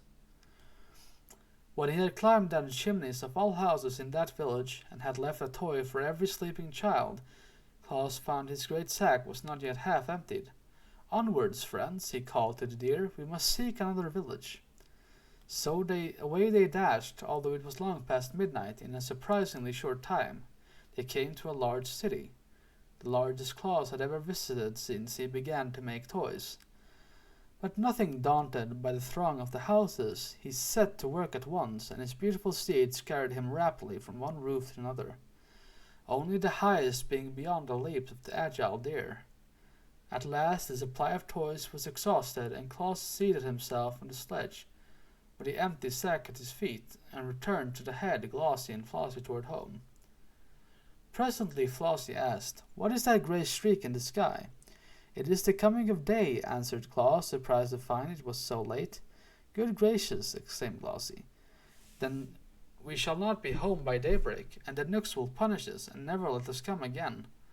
"We must race for the Laughing Valley and make our best speed," returned Flossie. "Hold fast, friend Claus." Claus held fast, and the next moment was flying so swiftly over the snow that he could not see the trees they swirled past. Up hill and down dale, swiftly as an arrow shot from the bow they dashed, and Claus shut his eyes to keep the wind out of them, and left the deer to find their own way. It seemed to him they were flying through space, but he was not at all afraid. The Knooks were severe masters, and must be obeyed at all hazards, and the grey streak in the sky was growing brighter every moment. Finally the sledge came to a quick stop, and Claus, who was taken unawares, tumbled from his seat into a snowdrift, and picked himself up. He heard the deer crying, "Quick, friend, quick! Cut away our harness!" He drew his knife and rapidly severed the cords. Then he wiped the moisture from his eyes and looked around them. The sledge had come to a stop in the Laughing Valley, only a few feet, and he found, from his own door. In the east the day was breaking, and turning to the edge of the Birby, he saw Glossie and Flossie just disappearing into the forest. The day that broke as Claus returned from his night ride with Glossie and Flossie brought him a new trouble. Will Nook, the chief guardian of the deer, came to him, surly and ill-tempered, to complain that he had kept Glossie and Flossie beyond daybreak, in opposition to his orders. "Yet it could not have been very long after daybreak," said Claus. "It was not 1 minute after," answered Will Nook, "and that is as bad as 1 hour. I shall set the stinging gnats on Glossie and Flossie, and they will thus suffer terribly for their disobedience." "Don't do that," begged Claus. "It was my fault." But Will Nook would listen to no excuse, and went away grumbling and growling in his ill-natured way. For this reason Claus entered the forest to consult Necile about rescuing the good deer from punishment. To his delight he found his old friend and the master of the woodsmen seated in the circle of nymphs. Ak listened to the story of the night journey to the children, and of the great assistance the deer had been to Claus by drawing a sledge over the frozen snow. "I do not wish my friends to be punished if I can save them," said the toy maker, when he had finished the relation. They were only 1 minute late, and they ran swifter than a bird flies to get home before daybreak. Ak stroked his beard thoughtfully for a moment, and then sent for the prince of the Knooks, who ruled all his people in Birby, and also for the queen of the fairies and the prince of the Ryls. When all had assembled, Claus told his story again, at Ak's command, and then the master addressed the prince of the Knooks, saying, "The good work that Claus is doing among the mankind deserves the support of every honest immortal. Already he is called a saint in some towns, and before long the name of Santa Claus will be lovingly known in every home that is blessed with children. Moreover, he is the son of our forest, so we owe him our encouragement. You, ruler of the Knooks, have known him these many years. Am I not right in saying he deserves our friendship?" The prince, crooked and sour of visage as all Knooks are, looked upon the dead leaves of his feet and muttered, "You are the master woodsman of the world." Ak smiled, but continued in soft tones, It seems that the deer which are guarded by your people can be of great assistance to Claus, and as they seem willing to draw his sledge, I beg that you will permit him to use their services whenever he pleases." The prince did not reply, but tapped the curled point of his sandal by the tip of his spear as if in thought. Then the fairy queen spoke to him in this way: "If you consent to Ak's request, I will see that no harms come to your deer while they are away from the forest." And the Prince of the Isles added, "For my part, I will allow every deer that assists Claus the privilege of eating my casa plants, which give strength, and my grawl plants, which will give fleetness of foot, and my marbon plants, which will give long life." And the Queen of the Nymphs said, "The deer which draw the sledge of Claus will be permitted to bathe in the forest pools of Navis, which will give them sleek coats and wonderful beauty." The Prince of the Nooks, hearing these promises, shifted uneasily in his seat, for in his heart he hated to refuse the request of his fellow immortals, although they were asking an unusual favor at his hands, and the Nooks are unaccustomed to granting favors of any kind. Finally he turned to his servants and said, "Call Will Nook." When surly Will came and heard of the demands of the immortals, he protested loudly against granting them. "Deer are deer," he said, "and nothing but deer. Were they horses, it would be right to harness them like horses, but no one harnesses deer because they are free, wild creatures, owing no service of any sort to mankind. It would degrade my deer to labor for Claus, who is only a man in spite of the friendship lavished on him by the immortals." "You have heard," said the prince to Ak. "There is truth in what Will says." "Call Glossie and Flossie," returned the master. The deer were brought to the conference, and Ak asked them if they objected to drawing the sledge for Claus. "No, indeed," replied Glossie. "We enjoyed the trip very much." "And we tried to get home by daybreak," added Flossie, "but were unfortunately a minute too late." "A minute lost at daybreak doesn't matter," said Ak. "You are forgiven for that delay." "Provided it does not happen again," said the Prince of the Nooks sternly. "And will you permit them to make another journey with me?" asked Claus eagerly. The prince reflected, while he gazed at Will, who was scowling, and at the master woodsman, who was smiling. Then he stood and addressed the company as follows: "Since you all urge me to grant the favor, I will permit the deer to go with Claus once every year, on Christmas Eve, provided they always return to the forest by daybreak, and he may select any number he pleases up to 10, to draw his sledge, and those who shall be known to us as reindeer, to distinguish them from the others. They shall bathe in the pool of Neris, and eat the casa and grawl and marbon plants, and shall be under the especial protection of the fairy queen. And now cease scowling, Will Nook, for my words shall be obeyed." He hobbled quickly away through the trees to avoid the thanks of Claus and the approval of the other immortals, and Will, looking as cross as ever, followed him. But Ak was satisfied, knowing that he could rely on the promise of the prince, however begrudgingly given. And Glossie and Flossie ran home, kicking up their heels, delighted at every step. "When is Christmas Eve?" Claus asked the master. "In about 10 days," he replied. "Then I cannot use the deer this year," said Claus thoughtfully, "for I shall not have enough time to make my sack full of toys." "The shrewd prince foresaw that," responded Ak, "and therefore named Christmas Eve as the day you might use the deer, knowing it would cause you to lose an entire year." "If only I had the toys the Aguas stole from me," said Claus, "I could easily fill my sack for the children." "Where are they?" asked the master. "I do not know," replied Claus, "but the wicked Aguas probably hid them in the mountains." Ak turned to the fairy queen. "Can you find them?" he asked. "I will try," she replied brightly. Then Claus went back to the Laughing Valley to work as hard as he could. A band of fairies began immediately to flow to the mountain that had been haunted by the Aguas and began a search for the stolen toys. The fairies, as we know, possess powerful abilities, but the cunning Aguas had hidden toys in a deep cave and covered the opening with rocks so no one could look in. Therefore all search for the missing playthings proved in vain for several days. And Claus, who sat at home waiting for news from the fairies, almost despaired of getting the toys before Christmas Eve. He worked hard every moment, but it took considerable time to carve out and shape each toy and paint it properly, so that the morning before Christmas Eve only half of one of the small shelves above the window was filled with playthings ready for the children.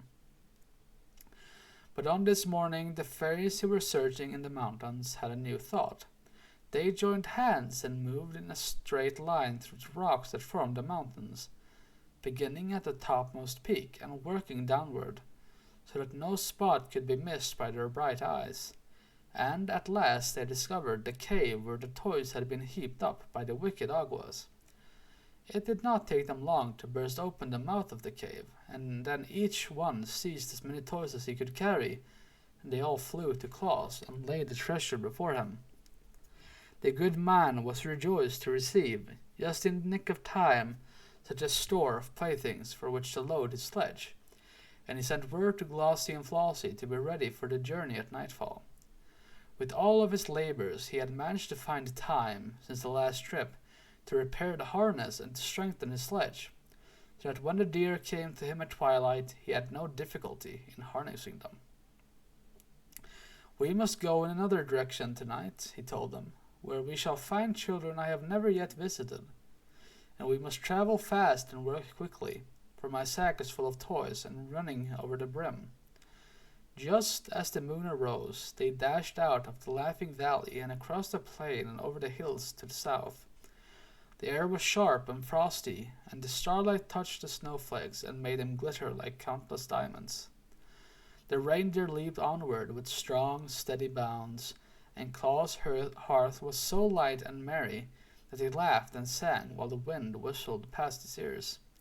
With a ho ho ho and a ha ha ha and a ho ho ha ha he, now away we go over the frozen snow, as merry as we can be. Jack Frost heard him and came racing up with his snippers, but when he saw it was Claus, he laughed and turned away again. The mother owls heard him as he passed near the wood, and stuck their heads out of the hollow places in the tree trunks. But when they saw it was Claus, they whispered to the owlets nestling near them that it was only Santa Claus, carrying toys to the children. It is strange how much those mother owls know. Claus stopped at some of the scattered farmhouses and climbed down the chimneys to leave presents for the babies. Soon after, he reached a village, and merrily for an hour distributed toy playthings among the sleeping little ones. Then away again he went, singing his joyous carol. Now away we go, over the gleaming snow, while the deer run swift and free. For 2 girls and boys, we carry the toys that will fill their hearts with glee. The deer liked the sound of his deep bass voice and kept to the song with their hoofbeats on the hard snow. But soon they stopped at another chimney, and Santa Claus, with sparkling eyes and face brushed red by the wind, climbed down its smoky sides and left a present for every child the house contained. It was a merry, happy night. Swiftly they ran, and busily their drivers worked to scatter gifts among the sleeping children. But the sack was empty at last, and the sledge headed homeward, and now again the race with daybreak began. Glossie and Flossie had no mind to be rebuked a second time for tardiness, so they fled with a swiftness that enabled them to pass the gale on which the Frost King rode, and soon brought them to the Laughing Valley. It is true that when Claus released his steeds from their harness, the eastern sky was streaked with grey, but Glossie and Flossie were deep in the forest before day fairly broke. Claus was so wearied by his night's work that when he threw himself upon his bed and fell asleep, he slept, and the Christmas sun appeared in the sky and shone upon hundreds of happy homes, where the sound of childish laughter proclaimed that Santa Claus had made them a visit. God bless him, it was his first Christmas Eve, and for hundreds of years since then he had nobly fulfilled his mission to bring happiness to the hearts of little children. When you remember that no child, until Santa Claus began his travel, had ever known the pleasure of possessing a toy, you will understand how joy crept into the homes of those who had been favored with a visit from the good man, and how they talked of him day by day in loving tones and were honestly grateful for his kindly deeds. It is true that great warriors and mighty kings and clever scholars of that day were often spoken of by the people, but none of them was so greatly beloved as Santa Claus, because none other was so unselfish as to devote himself to making others happy. For a generous deed lives longer than a great battle or a king's decree of a scholar's essay, because it spreads and leaves its mark on all nature and endures through many generations. The bargain made with the Nook Prince changed the plans of Claus for all future time, for being able to use the reindeer on but one night each year, he decided to devote all other days to the manufacture of playthings, and on Christmas Eve to carry them to the children of the world. But the year's work would, he knew, result in vast accumulations of toys, so he resolved to build a new sledge that would be larger and stronger and better fitted for swift travel than the old and clumsy one. His first act was to visit the Gnome King, with whom he had made a bargain to exchange 3 drums, a trumpet, and 2 dolls for a pair of fine steel runners, curled beautifully at the ends. For the Gnome King had children of his own, who, living in hollows under the earth in mines and caverns, needed something to amuse them. In 3 days the steel runners were ready, and when Claus brought the playthings to the Gnome King, His Majesty was so greatly pleased with them that he presented Claus with a string of sweet-toned sleigh bells in addition to the runners. These will please Glossie and Flossie, said Claus, as he jingled the bells and listened to the merry sound. But I should have 2 strings of bells, 1 for each deer. Bring me another trumpet and a toy cat, replied the king, and you shall have a 2nd string to the bells like the first. It is a bargain, cried Claus, and he went home again for the toys. The new sledge was carefully built, the Knooks bringing plenty of strong but thin boards to use in its construction. Claus made a high, rounding dashboard to keep up the snow cast between the fleet hoofs of the deer, and he made his high sides to the platform so that many toys could be carried, and finally he mounted the sledge upon the slender steel runners made by the Gnome King. It was certainly a handsome sledge, and big and roomy. Claus painted it in bright colors, and although no one was likely to see it during his midnight journeys, when all was finished he sent for Glossie and Flossie to come and look at it. The deer admired the sledge, but gravely declared it was too big and heavy for them to draw.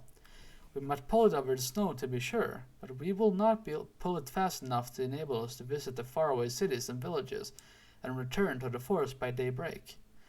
Then I must add 2 more deer to my team, declared Claus after a moment's thought.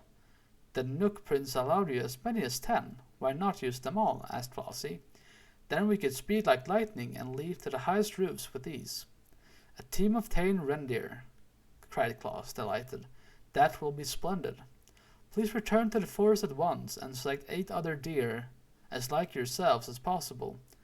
You must all eat of the casa plant to become strong, and of the grawl plant to become fleet of foot, and of the marbon plant that you may live long to accompany me on my journeys. Likewise, it will be well for you to bathe in the pool of Nereis, which the lovely Queen Charlene declares will render you rarely beautiful. Should you perform these duties faithfully, there is no doubt that on next Christmas Eve my 10 reindeer will be the most powerful and beautiful steeds the world has ever seen. So Glossie and Flossie went to the forest to choose their mates, and Claus began to consider the question of a harness for them all. In the end he called upon Peter Nook for assistance, for Peter's heart is as kind as his body is crooked, and he is remarkably shrewd as well. And Peter agreed to furnish strips of tough leather for the harness. This leather was cut from the skins of lions that had been reached such an advanced stage that they died naturally, and on one side was tawny hair, while on the other was cured to the softness of velvet by the deft Nooks. When Claus received these strips of leather, he sewed them together into neat harnesses for the 10 reindeer, and it provided strong and serviceable and lasted him for many years. The harness and sledge were prepared at odd times, for Claus devoted most of his days to the making of toys. These were now much better than the first ones had been made, for the immortals often came to his house to watch him work and to offer suggestions. It was Necile's idea to make some of the dolls say Papa and Mama. It was a thought of the Nooks to put a squeak inside the lamps so that when a child squeezed them they would say Ba. And the Fairy Queen advised Claus to put whistles in the birds so they could be made to sing, and wheels on the horses so children could draw them around. Many animals perished in the forest from one cause or another, and their fur was brought to Claus that he might cover with it the small images of beasts he made for playthings. A merry rill suggested that Claus make a donkey with a nodding head, which he did, and afterward found that it amused the little ones immensely, and so the toys grew in beauty and attractiveness each day, until they were the wonder of even the immortals.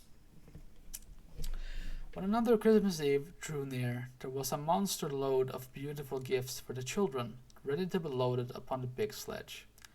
Claus filled the 3 sacks to the brim, and tucked every corner of the sledge box full of toys besides.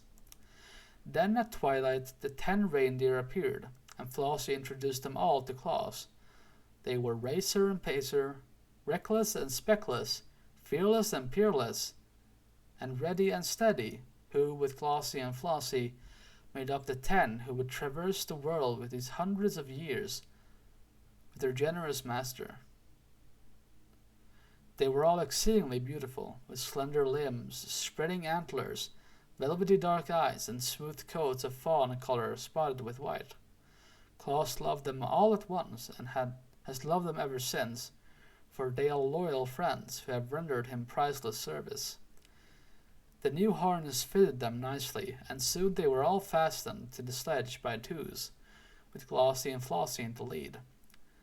These were the strings of sleigh bells, and they were so delighted with the music they made that they kept prancing up and down to make the bells ring. Claus now seated himself on the sledge, drew a warm robe over his knees, and his fur cap over his ears, and cracked his long whip as a signal to start. Instantly the 10 leaped forward and were away like the wind, while jolly Claus laughed gleefully to see them run, and shouted a song in his big hearty voice, with a ho ho ho and a ha ha ha and a ho ho ha ha he. Now away we go over the frozen snow, as merry as we can be. There are many joys in our load of toys, as many as a child will know. We'll scatter them wide on our wild night ride over the crisp and sparkling snow. Now it was on the same Christmas Eve that little Margaret and her brother Dick and her cousins Ned and Sarah, who were visiting at Margaret's house, came in from making a snowman, with their clothes damp, their mittens dripping, and their shoes and stockings wet through and through. They were not scolded, for Margaret's mother knew the snow was melting, but they were sent early to bed that their clothes might be hung over chairs to dry. The shoes were placed on the ratty tiles of the hearth, where the heat from the hot embers would strike them, and the stockings were carefully hung in a row by the chimney, directly over the fireplace. That was the reason Santa Claus noticed them when he came down the chimney that night and all the household were fast asleep. He was in a tremendous hurry, and seeing the stockings all belonged to children, he quickly stuffed his toys into them and dashed up the chimney again, appearing on the roof so suddenly that the reindeer were astonished at his agility. I wish they all hang up their stockings, he thought, as he drove near the next chimney. It would save me a lot of time, and then could visit more children before daybreak. When Margaret and Dick and Ed and Sarah jumped out of bed the next morning and ran downstairs to get their stockings from the fireplace, they were filled with delight to find toys from Santa Claus inside of them. In fact, I think they found more presents in their stockings than any other children of that city had received, for Santa Claus was in a hurry and did not stop to count the toys. Of course, they told all their little friends about it, and of course every one of them decided to hang their own stockings by the fireplace the next Christmas Eve. Even Bessie Blithesome, who made a visit to that city with her father, the great Lord of Lurd, heard of the story from the children, and hung her own pretty stockings by the chimney when she returned home at Christmas time. On his next trip, Santa Claus found so many stockings hung up in anticipation of his visit that he could still fill them in a jiffy and be away again in half the time required to hunt the children up and place the toys by their bedsides. The custom grew year after year and has always been a great help to Santa Claus, and with so many children to visit, he surely needs all the help we are able to give him. Claus had always kept his promise to the Knooks by returning to the Laughing Valley by daybreak. But only the swiftness of his reindeer had enabled him to do this, for he travels all over the world. He loved his work, and he loved the brisk night ride on his sledge and the happy tinkle of the sleigh bells. On that first trip with 10 reindeer, only Glossie and Flossie were bells, but each year thereafter for 8 years Claus carried presents to the children of the Gnome King, and that good-natured monarch gave him in turn a string of bells at each visit, so that finally every one of the retained deer were supplied. And you may imagine what a merry tune the bells played as the sledge sped over the snow. The children's stockings were so long that it required a great many toys to fill them, and soon Claus found there were other things beside the toys that children love. So he sent some of the fairies, who were always his good friends, into the tropics, from whence they returned with great bags full of oranges and bananas, which they had plucked from the trees, and other fairies flew to the wonderful valley of Punnyland, where delicious candies and bonbons grew thickly on the bushes, and returned laden with many boxes of sweetmeats for the little ones. These things Santa Claus on each Christmas Eve placed in the long stockings, together with his toys, and children were glad to get them, you may be sure. There are also warm countries where there is no snow in winter, but Claus and his reindeer visit them all as well, the colder climates. But there were little wheels inside the runners of his sledge, which permitted it to run smoothly over bare ground as on snow, and the children who lived in the warm countries learned to know the name of Santa Claus, as well as those who lived nearer to the Laughing Valley. Once, just as the reindeer were ready to start on their yearly trip, a fairy came to Claus and told him of 3 little children who lived beneath a rude tent of skins on a broad plain, where there were no trees whatever. These poor babies were miserable and unhappy, for their parents were ignorant people who neglected them sadly. Claus resolved to visit these children before he returned home, and during his ride he picked up the bushy top of a pine tree, which the wind had broken off, and placed it in his sledge. It was nearly morning when the deer stopped before the lonely tent of skins, where the poor children lay asleep. Claus at once planted the bit of pine tree in the sand and stuck many candles on the branches. Then he hung some of his prettiest toys on the tree, as well as several bags of candies. It did not take long to do all this, for Santa Claus works quickly. When all was ready, he lighted the candles, and thrusting his head in the opening of the tent, he shouted, "Merry Christmas, little ones!" With that, he leaped onto his sledge and was out of sight before the children, rubbing the sleep from their eyes, came out to see who had called them. You can imagine the wonder and joy of these little ones, but never in their lives known a real pleasure before, when they saw the tree, sparkling with lights that shone brilliant in the grey dawn, and hung with toys enough to make them happy for years to come. They joined hands and danced around the tree, shouting and laughing, until they were obliged to pause for breath, and their parents also came out to look and wonder, and thereafter had more respect and consideration for their children, since Santa Claus had honored them with such beautiful gifts. The idea of Christmas tree pleased Claus, and so the following year he carried many of them in his sledge, and set them up in the homes of poor people who seldom saw trees, and placed candles and toys on the branches. Of course, he could not carry enough trees in one load of all who wanted them, but in some homes the fathers were able to get trees, and have them all ready for Santa Claus when he arrived, and these the good Claus always decorated as prettily as possible, and hung with toys enough for all the children who came to see the tree lighted. These novel ideas and generous manner in which they were carried out made the children long for that one night in the year, when their friend Santa Claus should visit them. And such anticipation is very pleasant and comforting. Little ones gleaned much happiness by wondering what would happen when Santa Claus next arrived. Perhaps you remember that stern Baron Braun who once drove Claus from his castle and forbade him from visiting his children. Well, many years afterward, when the old Baron was dead and his son ruled in his place, the new Baron Braun came to the house of Claus with his train of knights and pages and henchmen, and dismounting from his charge, bared his head humbly before the friend of children. "My father did not know your goodness and worth," he said, "and therefore threatened to hang you from the castle walls. But I have children of my own who long for a visit from Santa Claus, and have come to beg that you will favor them hereafter as you do other children." Claus was pleased with his speech, from Castle Braun was the only place he had never visited, and he gladly promised to bring presents to the Baron's children the next Christmas Eve. The Baron went away contented, and Claus kept his promise faithfully.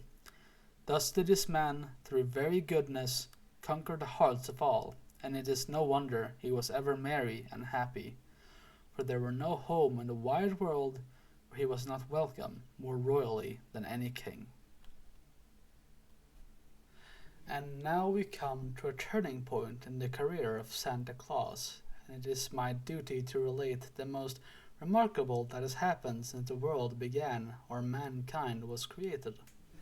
We have followed the life of Santa Claus from the time he was found, a helpless infant, by the wood nymph Necile, and reared to manhood in the great forest of Birby. And we know how he began to make toys for children, and how, with the assistance and goodwill of the immortals, he was able to distribute them to little ones throughout the world.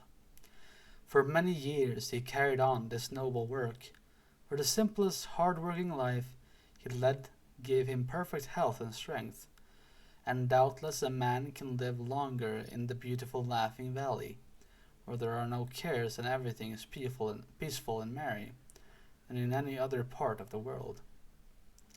But when many years had rolled away, Santa Claus grew old. The long beard of golden brown that had once covered his cheeks and chin gradually became gray, and finally turned to pure white. His hair was white too, and there were wrinkles at the corners of his eyes, which showed plainly when he laughed. He had never been a very tall man, and now he became fat and waddled very much like a duck when he walked. But in spite of these things he remained as lively as ever, and was just as jolly and happy. His kind eyes sparkled as brightly as they did that first day when he came to the Laughing Valley. Yet a time is sure to come when every mortal who has grown old and lived his life is required to leave this world for another. So it is no wonder that after Santa Claus had driven his reindeer on many and many a Christmas Eve, those staunch friends finally whispered amongst themselves that they had probably drawn his sledge for the last time. Then all the forest of Birby became sad, and all the Laughing Valley was hushed, for every living thing that had known Santa Claus had used to love him, to brighten at the sound of his footsteps or the notes of his merry whistle. No doubt the old man's strength was at last exhausted, for he made no more toys, but lay on his bed as in a dream. The nymph Necile, she who had reared him and been his foster mother, was still youthful and strong and beautiful, and it seemed to her but a short time since this aged grey man had lain in her arms and smiled on her with his innocent baby lips. And this showed the difference between mortals and immortals. It was fortunate that the great act came to the forest at this time. Necile sought him with troubled eyes and told him the fate that threatened their friend Claus. At once the master became grave and leaned upon his axe and stroked his crystal beard thoughtfully for many minutes. Then suddenly he stood up and straight and poised his powerful head with firm resolve, and stretched out his great right arm as if determined on doing some mighty deed. For a thought had come to him, so grand in its conception, that all the world might well bow before the Master Woodsman and honor his name forever. It is well known that when the great Ak once undertakes to do a thing, he never hesitates an instant. Now he summoned his fleetest messengers and sent them in a flash to many parts of the earth. And when they were gone, he turned to the anxious Nacille and comforted, saying, "Be of good heart, my child. Our friend still lives. And now run to your queen and tell her that I have summoned a council of all the immortals of the world to meet with me here in Birby this night. If they obey and hearken unto my word, Claus will drive his reindeer for countless ages yet to come." At midnight there was a wondrous scene in the ancient forest of Birby, where for the first time in many centuries the rulers of the immortals who inhabited the earth were gathered together. There was the queen of the water sprites, whose beautiful form was clear as crystal, but continually dripped water on the bank of moss where she sat. And beside her was the king of the sleep face, who carried a wand from the end of which was a fine dust fell all around, so that no mortal would keep awake long enough to see him, as mortal eyes were sure to close in sleep as soon as the dust filled them. And next to him sat the Gnome King, whose people inhabited all region under the earth's surface, where they guard the precious metals and the jewel stones that lie buried in rock and ore. At his right hand stood the king of the Sound Imps, who had wings on his feet, for his people are swift to carry all sounds that are made. When they are busy, they carry the sounds but short distances, for there are many of them. But sometimes they speed with the sound to places miles and miles away from where they were made. The king of Sound Imps had an anxious and careworn face, for most people have no consideration for his imps, and especially the boys and girls make a great many unnecessary sounds which the imps are obliged to carry when they might be better employed.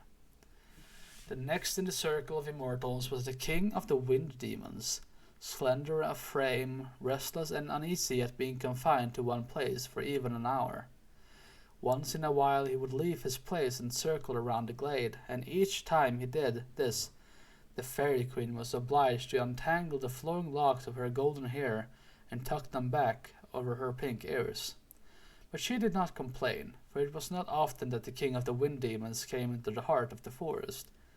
After the fairy queen, whose home you know was in old Birby, came the king of the light elves, with his two princes, Flash and Twilight. At his back he never went anywhere without his princes, and for they were so mischievous that he dared not let them wander alone. Prince Flash bore a lightning bolt in his right hand and a horn of gunpowder in his left, and his bright eyes roved constantly around as if he longed to use his blinding flashes. Prince Twilight held a great snuffer in one hand and a big black cloak in the other, and it is well known that unless Twilight is careful, watch the snuffers or the cloak will throw everything into darkness, and the darkness is the greatest enemy of the king of the Light Elves has. In addition to the immortals, I have named where the king of the Nooks, who had come from his home in the jungles of India, the king of the Ryls, who lived among the gay flowers and luscious fruits of Valencia, sweet King Serene of the wood nymphs completed the circle of immortals. But in the center of the circle sat three others who possessed great power, and all the kings and queens showed them reverence. These were Ak, the master woodsman of the world, who ruled the forests and the orchard and the groves, and Kern, the master husbands of the world, who ruled the grain fields, and the meadows, and the gardens, and Bo, the master mariner of the world, who ruled all the seas and all the craft that float thereon. And all other immortals are more or less subject to these three. When all had assembled, the master woodsman of the world stood up to address them, since he himself had summoned them to the council. Very clearly he told them the story of Claus, beginning at the time as a babe he had been adopted as a child of the forest, and telling of his noble and generous nature and his lifelong labors to make children happy. And now, said Ak, when he had won the love of all the world, the spirit of death is hovering over him.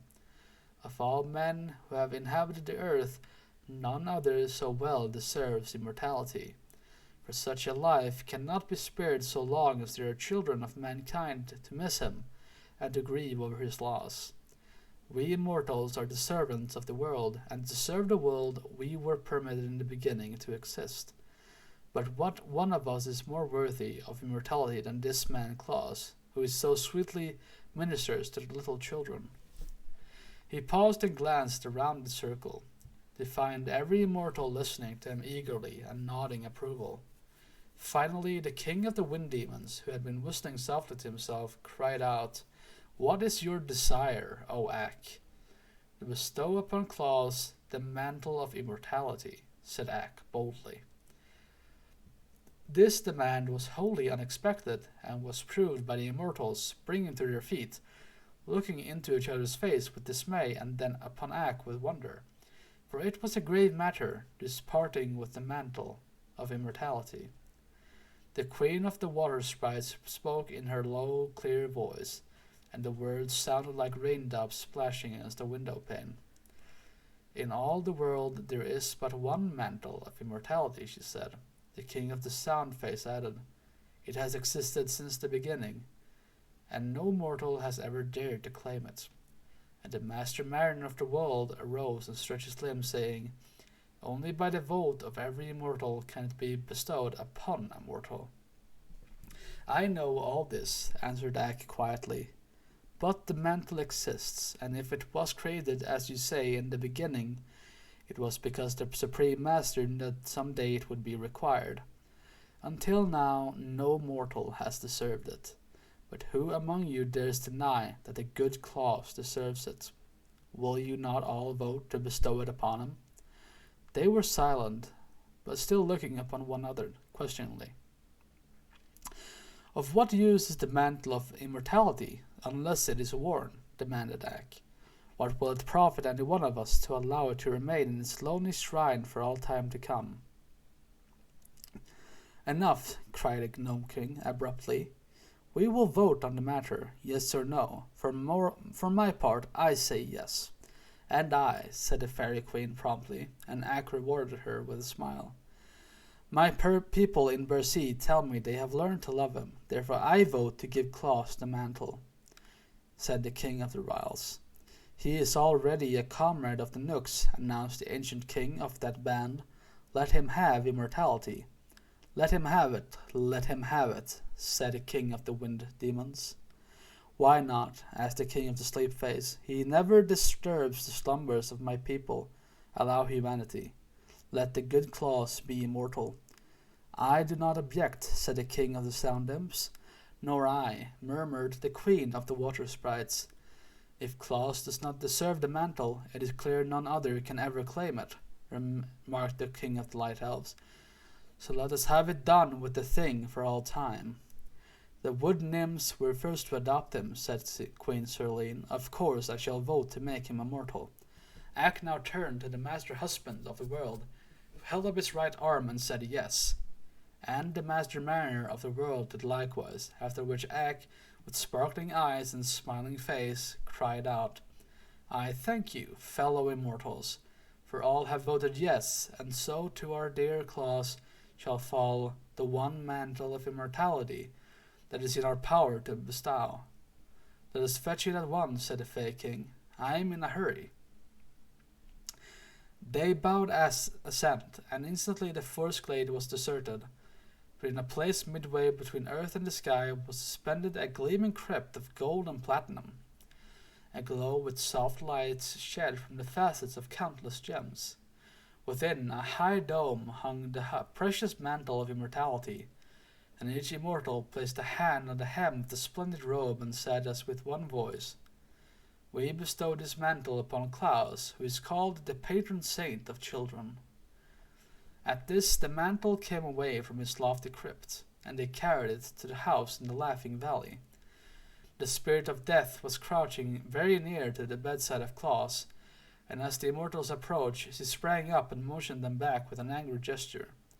But when her eyes fell upon the mantle she shrank away with a low moan of disappointment, and quitted that house forever. Softly and silently, the immortal band drooped around Claus, the precious mantle, and it closed about him, and sank into the outlines of his body and disappeared from view. It became a part of him. It became a part of his being, and neither mortal nor immortal might ever take it from him. Then the kings and queens who had wrought this great deed dispersed to their various homes, and all were well contented that they had another mortal to their band.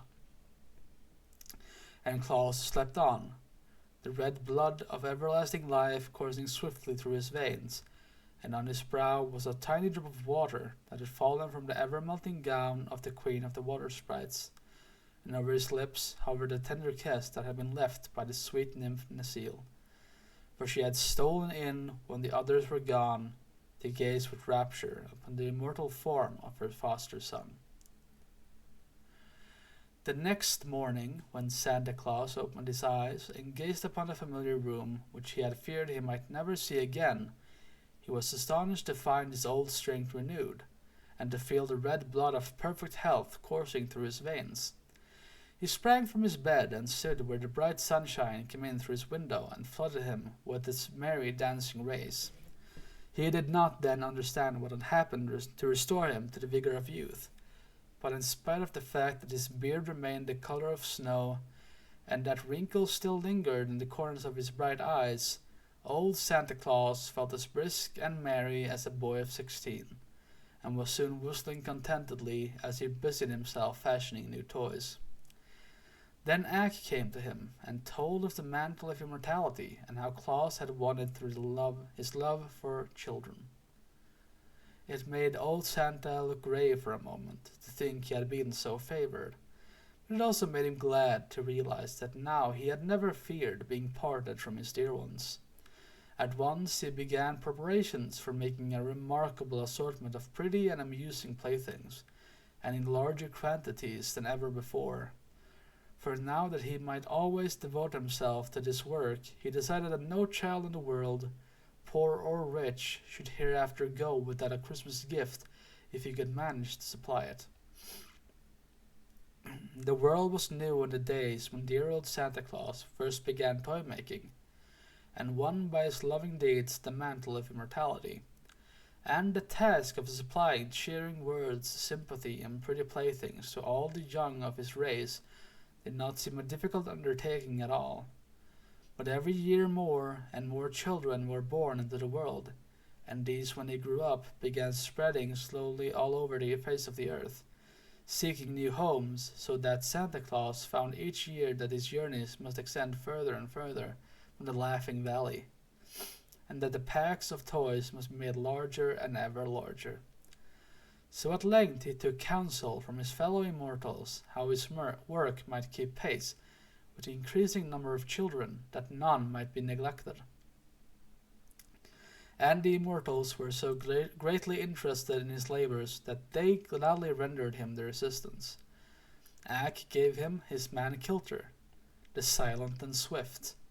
The Nook Prince gave him Peter, who was more crooked and less surly than any of his brothers. The Ryle Prince gave him Neuter, the sweetest tempered Ryle ever known, and the Fairy Queen gave him Whisk, that tiny, mischievous but lovable fairy who knows today almost as many children as does Santa Claus himself. With these people to help make toys and to keep his house in order and to look after the sledge and the harness, Santa Claus found it easier to prepare his yearly load of gifts, and his days began to follow one another smoothly and pleasantly. Yet after a few generations his worries were renewed, for it was remarkable how the number of people continued to grow, and how many more children there were every year to be served. When the people filled all the cities and lands of one country, they wandered into another part of the world, and the men cut down trees in many of the great forests that had been ruled by Ak, and with the wood they built new cities. Where the forest had been were fields of grain and herds of browsing cattle. You might think the master woodsman would rebel at the loss of his forests, but not so. The wisdom of Ak was mighty and far-seeing. The world was made for men, said he to Santa Claus, and I have but guarded the forests until men needed them for their use. I am glad my strong trees can furnish shelter for weak men's bodies, and warm them through the cold winters. But I hope they will not cut down all the trees, for mankind needs the shelter of the woods in summer as much as the warmth of blazing logs in winter. And however crowded the world may grow, I do not think men will ever come to Birby, nor to the great black forest, nor to the wooded wilderness of brass, unless they seek the shades for pleasure and not to destroy their giant trees. By and by, people made ships from the tree trunks and crossed over the oceans and built cities in far lands.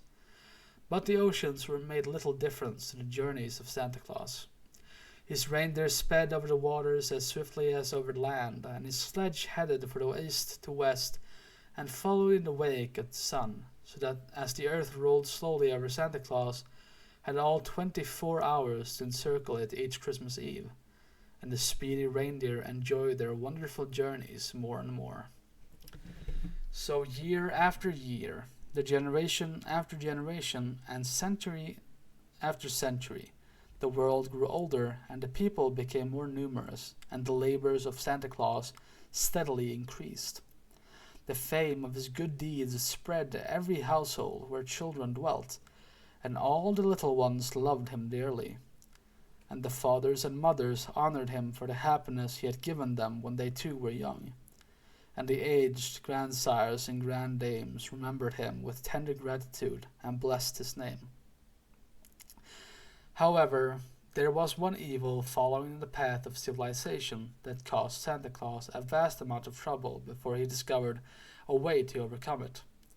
But fortunately, it was the last trial he was forced to undergo. One Christmas Eve, when his reindeer had leaped to the top of a new building, Santa Claus was surprised to find that the chimney had been built much smaller than usual. But he had no time to think about it just then, so he drew in his breath and made himself as small as possible and slid down the chimney. I ought to be at the bottom by this time, he thought, and he continued to slip downward, but no fireplace of any sort met his view, and by he reached the very end of the chimney, which was in the cellar. This is odd, he reflected, much puzzled by his experience. There is no fireplace. What on earth is a chimney good for? Then he began to climb out again, and found it hard work, the space being so small. On his way up he noticed a thin round pipe sticking through the side of the chimney, but could not guess what it was for.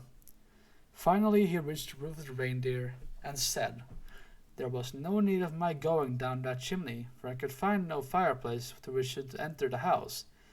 I fear the children who live there must go without playthings this Christmas." Then he drove on, but soon came to another house with a small chimney. This caused Santa Claus to shake his head doubtfully. But he tried the chimney nevertheless, and found it exactly like the other one. Moreover, he nearly stuck fast in the narrow flue, and tore his jacket trying to get out again. So although he came to several such chimneys that night, he did not venture to descend any of them. "What in the world are people thinking of to build such useless chimneys?" he exclaimed. "In all the years I have traveled with my reindeer, I have never seen the like before." True enough, but Santa Claus had not then discovered that stoves had been invented and were fast coming into use. When he did find it out, he wondered how the builders of those houses could have so little consideration for him, when they knew very well it was his custom to climb down the chimneys and enter the houses by the way of the fireplaces. Perhaps the men who built these houses had outgrown their own love for toys, and were indifferent whether Santa Claus called on their children or not. Whatever the explanation might be, the poor children were forced to bear the burden of grief and disappointment. The following years Santa Claus found more and more of the new-fashioned chimneys that had no fireplaces, and the next year still more. The third year, so numerous had the narrow chimneys become, he even had a few toys left in his sledge when he was unable to give away, because he could not get to the children. The matter had now become so serious that it worried the good man greatly, and he decided to talk it over with Kilter and Peter and Neuter and Whisk. Kilter knew something about it, for it had been his duty to run around to all the houses just before Christmas and gather up the notes and letters to Santa Claus that the children had written, telling what they wished to put in their stockings or hung on their Christmas trees. But Kilter was a silent fellow, and seldom spoke of what he saw in the cities and villages. The others were very indignant. "Those people act as if they do not wish their children to be made happy," said sensible Peter in a vexed tone. "The idea of shutting out such a generous friend to their little ones."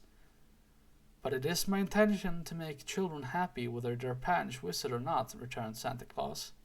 "Years ago, when I first began making toys, children were even more neglected by their parents than they are now, so I have learned to pay no attention to thoughtless or selfish parents, but to consider only the longings of childhood." "You are right, my master," said Neuter, the Rill. "Many children would lack a friend if you did not consider them and try to make them happy." "Then," declared the laughing Whisk, "we must abandon any thought of using these new-fashioned chimneys, but become burglars and break into the houses some other way." "What way?" "Why, walls of brick and wood and plaster are nothing to fairies. I can easily pass through them whenever I wish, and so can Peter and Neuter and Kilter. Is it not so, comrades?" "I often pass through the walls when I gather up the letters," said Kilter. That was a long speech for him, and so surprised Peter and Neuter that their big round eyes nearly popped out of their heads. "Therefore," continued the fairy, "you may as well take us with you on your next journey, and when we come to one of those houses with stoves instead of fireplaces, we will distribute the toys to the children without the need of using a chimney." "That seems to me a good plan," replied Santa Claus, well pleased at having solved the problem. "We will try it again next year." That was how the fairy, the pixie, the Nook, and the Rill all rode in the sledge with their master the following Christmas Eve, and they had no trouble at all in entering the new-fashioned houses and leaving toys for the children that lived in them. And their deft services not only relieved Santa Claus of much labor, but enabled him to complete his own work more quickly than usual, so that the merry party found themselves at home with an empty sledge a full hour before daybreak. The only drawback to the journey was that the mischievous Whisk persisted in tickling the reindeer with a long feather to see them jump, and Santa Claus found it necessary to watch him every minute to tweak his long ears once or twice to make him behave himself. But taken altogether, the trip was a great success, and to this day the four little folk always accompany Santa Claus on his yearly ride and help him in the distribution of gifts. But the indifference of parents, which had so annoyed the good saint, did not continue very long, and Santa Claus soon found they were very anxious he should visit their homes on Christmas Eve and leave presents for their children. So, to lighten his task, which was fast becoming very difficult indeed, the old Santa decided to ask the parents to assist them. "Get your Christmas trees all ready for my coming," he said to them, "and then I shall be able to leave the presents without loss of time, and you can put them on the trees when I am gone." And to the others he said, "See that the children's stockings are hung up in readiness for my coming, and that I can fill them as quick as a wink." And often, when parents were kind and good-natured, Santa Claus would simply fling down his packages of gifts and leave the fathers and mothers to fill the stockings after he had darted away in his sledge. "I will make all loving parents my deputies," cried the old fellow, "and they shall help me do my work. For in this way I shall receive many precious minutes, and few children need to be neglected for a lack of time to visit them." Besides carrying around the big packs in his swift-flying sledge, old Santa began to send great heaps of toys to the toy shops, so that if parents wanted larger supplies for their children, they could easily get them. And if any children were by chance missed by Santa Claus on his yearly rounds, they could go to the toy shops and get enough to make them happy and contented. For the loving friend of the little ones decided that no child, if he could help it, should long for toys in vain, and the toy shops also provided convenience whenever a child fell ill and needed a new toy to amuse it. And sometimes on birthdays the fathers and mothers go to the toy shops and get pretty gifts for their children in honor of the happy event. Perhaps you will understand now, in spite of the bigness of the world, Santa Claus is able to supply all the children with beautiful gifts. To be sure, the old gentleman is rarely seen in these days, but it is not because he tries to keep out of sight, I assure you. Santa Claus is the same loving friend of children that in the old days used to play and romp with them by the hour, and I know he would love to do the same now if he had the time. But you see, he is busy all the year making toys, and so hurried on that one night when he visits our homes with his packs that he comes and goes among us like a flash, and it is almost impossible to catch a glimpse of him. And although there are millions and millions more children in the world than there used to be, Santa Claus has never been known to complain of their increasing numbers. The more the merrier, he cries with his jolly laugh, and the only difference to him is the fact that his little workmen have to make their busy fingers fly faster every year to satisfy the demands of so many little ones. In all this world there is nothing so beautiful as a happy child, says the good old Santa Claus, and if he had his way, the children would all be beautiful, for all would be happy. The end.